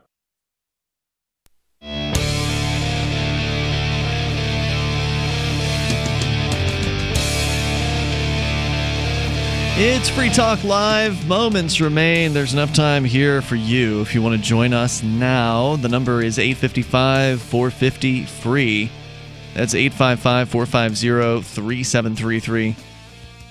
And there's also the Discord on-air call-in line rooms. Jump on into discord.lrn.fm. And if you support what we do here on Free Talk Live, please become a Free Talk Live amplifier over at amp.freetalklive.com, ampamp.freetalklive.com. It's $5 a month. You'll get some cool perks. You'll get access to the AMP-only call-in lines, the AMP-only. There's also a Facebook group for those of you who still are into that. There's the AMP and supporter discussion rooms on our Discord chat. You'll even get a special AMP badge or Free Talk Live badge to show that you're an amplifier on our forum. There's more than that, though. Go and learn more at amp.freetalklive.com. Sign up with credit card, with PayPal, with Bitcoin BTC over at ampamp.freetalklive.com. As we continue here, I did want to talk about the Bolivar here tonight, and I'm really not sure where to start. We have a limited amount of time. There is a story here from Slate written on August 22nd. So I want to focus in on this one because it's about its cryptocurrency. I think we have enough time to talk about this. We can talk about the Venezuelan Bolivar Soberano, the sovereign Bolivar, later. The longer we give the Bolivar Soberano to perform here after its first week, the more useful data that we'll have. Yes. So here's the story from Aaron Mark at Slate.com. It's titled, "What Does It Mean for Venezuela to Peg Its New Currency to a Cryptocurrency?" Answer: not much. Venezuela President Nicolas Maduro announced a series of economic reforms over the weekend, meant to combat the soaring inflation rates in the country. Venezuela is issuing a sovereign bolivar, which is a new fiat currency that removes 5 zeros off the value of the old bolivar. The sovereign bolivar is supposedly backed by a cryptocurrency called the Petro. Keyword, supposedly. Exactly. That the government created, allegedly, in January. In order to better understand the potential impact of the Petro on Venezuela's economic crisis, I spoke Monday with Steve Henke, a professor at Applied Economics at Johns Hopkins University and a leading expert on hyperinflation. He also served as an advisor to Venezuela's former president, Rafael Caldera, from 1995 to 1996. Below is a transcript of the interview, which has been condensed and lightly edited for clarity. Question from Slate: what exactly is Maduro trying to achieve by pegging the Petro to the Bolivar and devaluing the currency? Steve Henke replies, the whole operation is a public relations one. You have hyperinflation, meaning the inflation rate is over 50% per month. Venezuela is the only place that's actually hyperinflating right now, and today the inflation rate that I'm measuring is 65,320%. That's up from yesterday's rate of 61,463%. So it's climbing higher. So when the inflation rates are that high, how are you able to actually get those calculated on a daily basis? Know. I don't know. I guess you just ask people what the price of a thing is, and then you compare one day to the next. Right. What's the price of a cup of coffee today? What's it tomorrow? But the price of a cup of coffee, when inflation is that high, it's going to change from the time you walk into the store until you get the cup of coffee. I don't know. You'll have to ask Steve Henke on that one. I don't know. But somehow they can do it. The changes are cosmetic, Henke says. The analogy I like to use is that it would be like going into one of those famed plastic surgeons in Caracas and getting a facelift. You come out looking a little different, but nothing's really changed. That's the same with this currency reform. As far as the Petro is concerned, that comes into the picture because this new sovereign bolivar is allegedly going to be linked or pegged to the Petro in some way. It's different from other cryptocurrencies in that it's government issued, but it also has a unique feature. It doesn't exist. The whole thing is a sham, a fraud. It was rolled out in January, and it doesn't trade. It is not considered by those who rate cryptocurrencies as even a cryptocurrency. So that part of the program, forget it, he says. Slate goes on. Another question. So why can't Petro be traded? Is it an issue with the technology or a legal hurdle? Answer. If you look at the white paper behind it, it's a very confusing and contradictory one that they've changed many, many times. There have been various editions of the white paper, and they're internally inconsistent. It just never got launched. Right, so let me explain, because I actually took the time to read the original version. You read the English translation of the original. Correct, because which was different from the original because they didn't change everything. They changed with the original and the English translation. Right, that's what the original version that the Venezuelan government had an English translation of. Got it. They said simultaneously that it was going to be an ERC-20 token and it was going to have its own blockchain. Those are not the same things. Right. Yeah, the thing is just a ridiculous thing. And they just keep acting like it exists. The government of Venezuela continues to put out press releases and, statements acting as though the Petro is a thing, but there's no evidence it actually is a thing. Maduro has been claiming, says Slate, that he's made billions of dollars from the pre-sale of Petro. What should we make of those claims? Answer. They aren't believable, and they've never been audited. If people believed it, this thing would have been a success, and inflation would have started coming down. Question. The Trump administration has barred U.S. investors from trading in Petro. Was this necessary? Answer. Not really. It shows you the foolishness of the United States government because they barred people from trading in something that doesn't trade, something that doesn't exist. There's a phantom out there, and they're prohibiting you from dealing with the phantom. It's a joke. Question. So what is Maduro's goal with Petro if it doesn't exist? Answer. As I say, it's a public relations thing. They have a huge problem, and people are very upset about it. More than upset. They're literally starving and emigrating in huge numbers out of the country to escape it. So the Venezuelans don't like it. This currency announcement, as with all hyperinflation currency reforms taking off zeros and the like, is a move to signal to the public, quote, we know what we're doing and we're going to tackle the problem, unquote. Venezuelan lawmakers, question here, have raised concerns the Petro may be a way for Maduro to issue debt without the parliament's consent. What do you make of this concern? Answer. You're dealing with a group of people, whether it's the opposition or the government, who don't know what they're doing. They're going on and on about issuing debts over it, but the problem is they haven't issued anything that we know of. Supposedly, some Petro were initially sold with a 60% discount, but that's never been audited. No one actually knows what they did. We don't know, we do know that it doesn't trade. It's a dysfunctional cryptocurrency. In fact, it's giving cryptocurrencies a bad name. There are enough fraudulent cryptocurrencies and cryptocurrency operations, and now you have a government doing this fraud, which no one should be surprised. It's the government. Of course, a government is doing fraud. That's what they do. Another question. Only 3 more here. Question. Do you have a sense of how people in Venezuela have reacted to Maduro's Petro efforts? Answer. He has zero credibility, so they don't believe him. They're very confused about how this is actually going to be implemented and what's going to happen. So it's created even more anxiety. The reality is the country has already dollarized. Question. Are cryptocurrencies in general popular in Venezuela? Answer. He says there are some, but it's fairly small potatoes. The dollar is the king. The cryptos are, I would say in this story, a small footnote at best.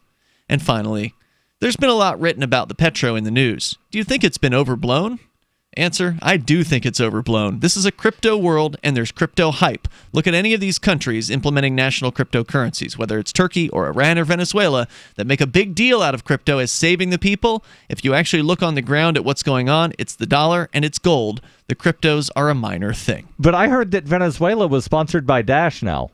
Well, Dash is making some pretty big inroads. Dash is ostensibly being accepted by like 1,000 businesses in cryptocurrency, and they are doing outreach to the people in Venezuela.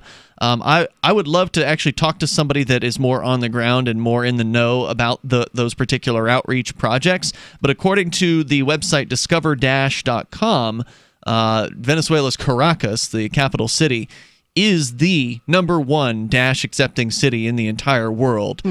Keen's in the top 5. So we know we've got it pretty good here in Keene, but they've got a lot more there in Venezuela, which makes sense because, when you're desperate for stability and you're dealing with hyperinflation, the daily ups and downs of cryptocurrency don't look so bad anymore. Right. Because cryptocurrency can be a little intimidating to people because it can kind of go all over the place. Right. but ultimately it's still much more stable compared to the Venezuelan bolivar. So Right. that's why they're getting some stickiness there in Venezuela. But I would love to find out, how useful it is, how used it is, because again, you obviously have to have internet connection in order to use cryptocurrency. Yes. And the government runs the internet there in Venezuela, the last I heard.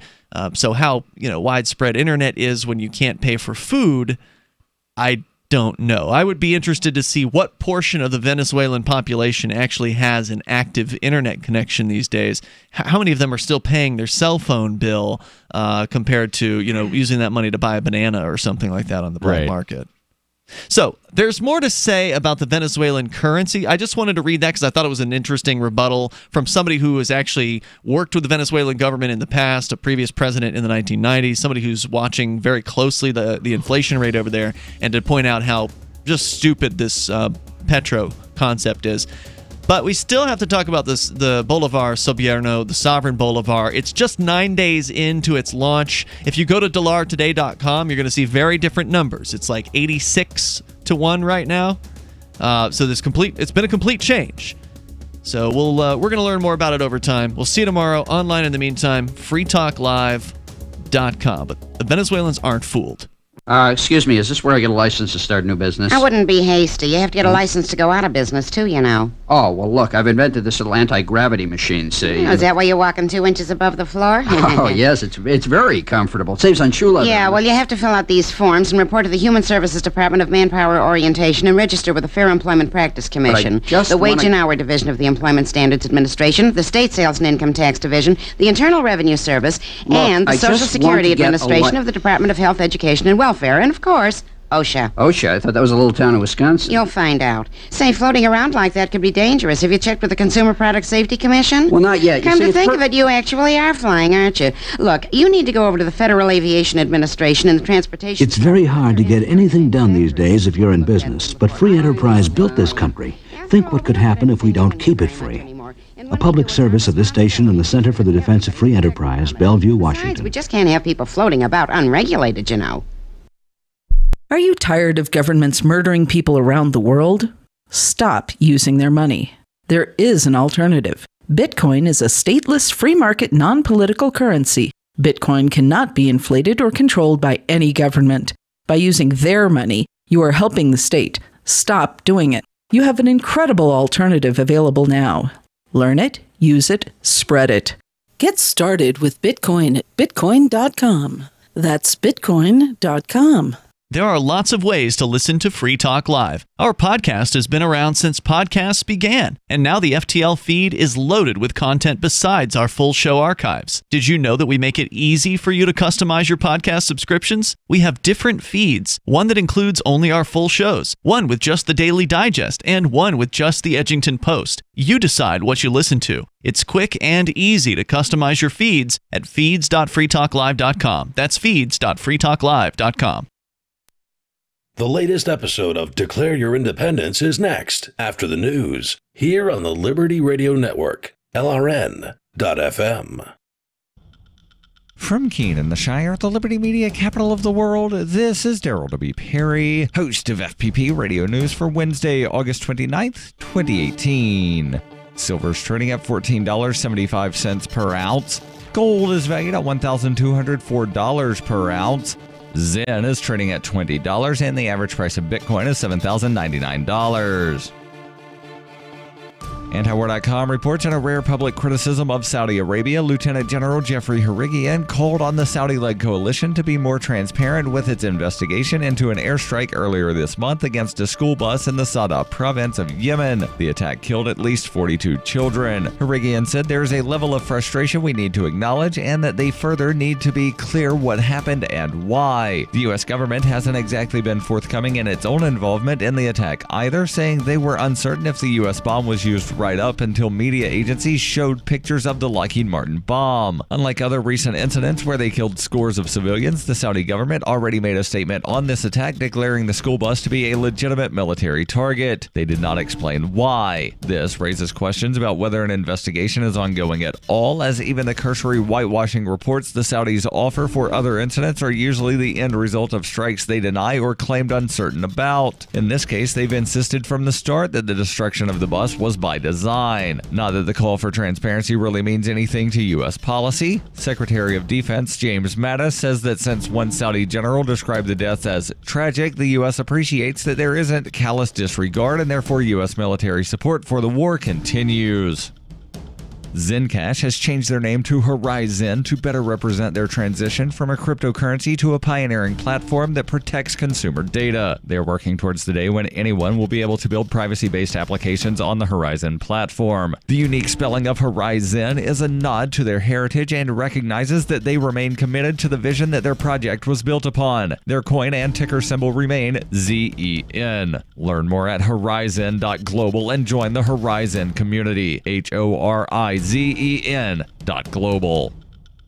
UPI reports a Texas jury on Tuesday found former police officer Roy Oliver guilty of murder in the shooting death of 15-year-old Jordan Edwards. Oliver, who was fired from the Balch Springs Police Department days after the shooting, faces life in prison after being found guilty of murder for firing his rifle into a car carrying 5 unarmed teens as they left a house party in April 2017. The shooting killed Jordan, who was a passenger in the car. Jordan's father, Odell Edwards, said, "I'm happy, very happy. It's been a long time, a hard year, but I'm just really happy." The jury also found Oliver not guilty on 2 charges of aggravated assault. Jurors had the option of finding Oliver guilty of manslaughter, which carries a lesser punishment of up to 20 years in prison, but ultimately decided on the murder charge. Attorney Darrell Washington said the verdict was a symbolic victory for all unarmed minorities shot and killed by police. Washington said, "It's about Tamir Rice, it's about Walter Scott, it's about Alton Sterling, it's about every African-American, unarmed African-American who's been killed and who has not gotten justice." Jurors deliberated for about 12 hours Monday and Tuesday and asked the judge several questions about Oliver's testimony and why he decided to fire his weapon at the car full of teenagers. They also sent 2 notes to the judge, one asking for a transcript of some of Oliver's testimony to settle a dispute over whether Oliver said the sound of the car glass breaking factored into his decision to shoot, and a second requesting a copy of written statements Oliver provided after the shooting. The second request was denied. Oliver and a second officer, Tyler Gross, were breaking up a house party on April 29, 2017, when they heard gunshots, which were later determined to have come from a nearby nursing home and were unrelated to the party. Gross attempted to stop a Chevy Impala that Jordan and his brother and friends were in when Oliver fired into the car and struck Jordan in the back of the head.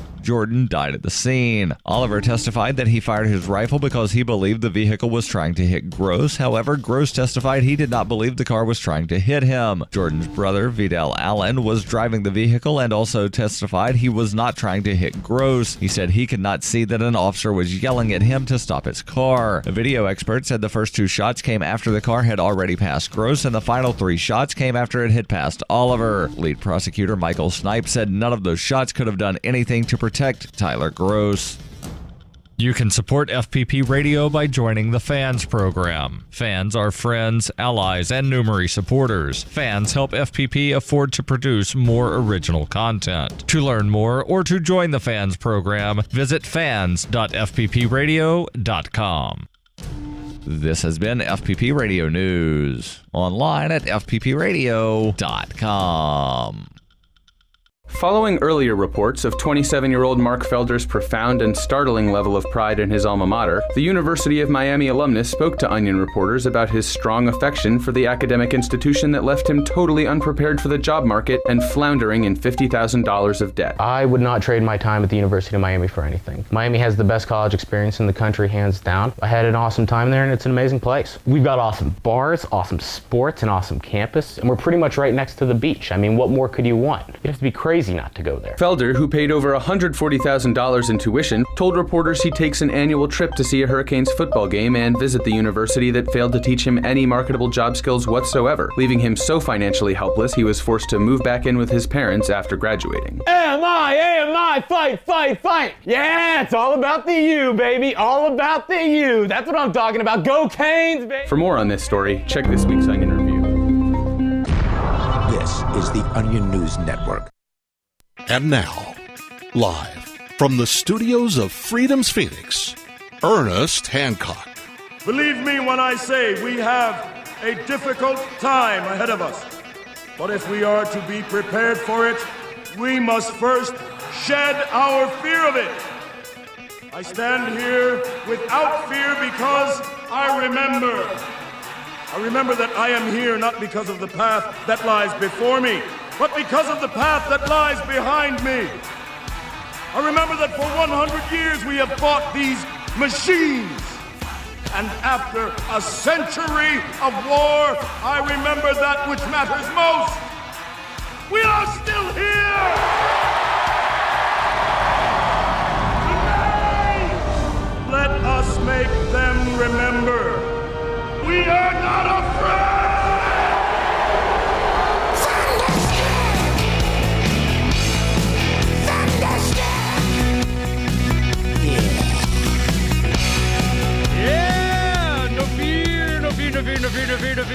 No fear here, and declare your independence of me, Ernest Hancock, here in Phoenix, Arizona, from the BEA beautiful studios of Freedoms of the National.com. All right, what we're going to do today in the third hour, of course, we have Dr. Judy Mikovits. It's been a few weeks to get caught up on all things CDC and vaccinations and Trump administration and stuff. I mean, people are going, yeah, there's a lot of controversy. The old CDC guy got arrested for harassment of, whatever. But there's so many, they're bad guys. They're bad. We'll get into all that in the third hour. Second hour, we have Hannah Cox. She's a conservative allegiance to capital punishment. Waning conservative allegiance. So I guess she's pro death penalty, and we're going to talk about it. I'm just uncomfortable. You have to, give me a 70. Some people just, I'm for the death penalty at the scene of the crime, done by a defensive posture of a citizen of problem solved. But given the state the power to kill someone, man, you're gonna have to make an argument to me because I'm for bad guys. Sometimes they just need a killing. But the state doing it. Okay. It'd be an interesting conversation. In the first hour, Daniel Moncrief. I'm going to make sure I say that right. We're going to be talking about rainwater. LivingWaterIndustries.com. This is right up our alley, man. I'm going, ooh. I saw in Tucson, there was a guy who was on the news years ago that just from the roof of his house in the freaking desert, and they're xeriscaping, in Tucson. You come to Phoenix, people go, what the heck? Where'd all this water come from? Man, you guys got I got 70-foot trees here. It's green, man. You got all these lawns, and so I thought you were the desert. Hey, what the heck is that? Go to Tucson, totally different. It's way more xeriscape, a natural desert, not a lot of green. And it's beautiful. I mean, it's nice, just different style. But you're still able, just on a regular home, to collect enough rainwater to be able to water your entire home, as long as you're not, irrigating your lawn. So this is what we're going to be talking about. Let's say hello to Daniel Moncrief. If I got that right, Daniel, is it Moncrief? Is that how you say it? No, you're right on. That's it. Moncrief. Yay! First time I ever saw that name. That's good. Okay. Now, the first question that I have is, here in Arizona, when you go looking for land and so on, the first thing is, hey, where's the water? How much water? How deep I got to go? Water. Now, there are other people, activists, a friend of mine, a libertarian activist here in the state. He's, matter of fact, he's running for U.S. Senate. But he has a home in Ash Fork where they ain't no water, okay? So he, rainwater collection, hugel mounds, being able to direct when it does rain, so on. He's learning that. The other thing is, I have a friend that lives in Tonopah. He's got a well, nice, but it doesn't produce enough that he can really do a bunch of fruit trees. But when it rains, there'd be plenty of water. And he's got 10 acres out there or something. And he goes, I know where the low spot is. I put a cistern there, and he even dug out with a backhoe and kind of got ready, just never got around to finishing it up. But we can talk about that. The big thing, though, is as we go to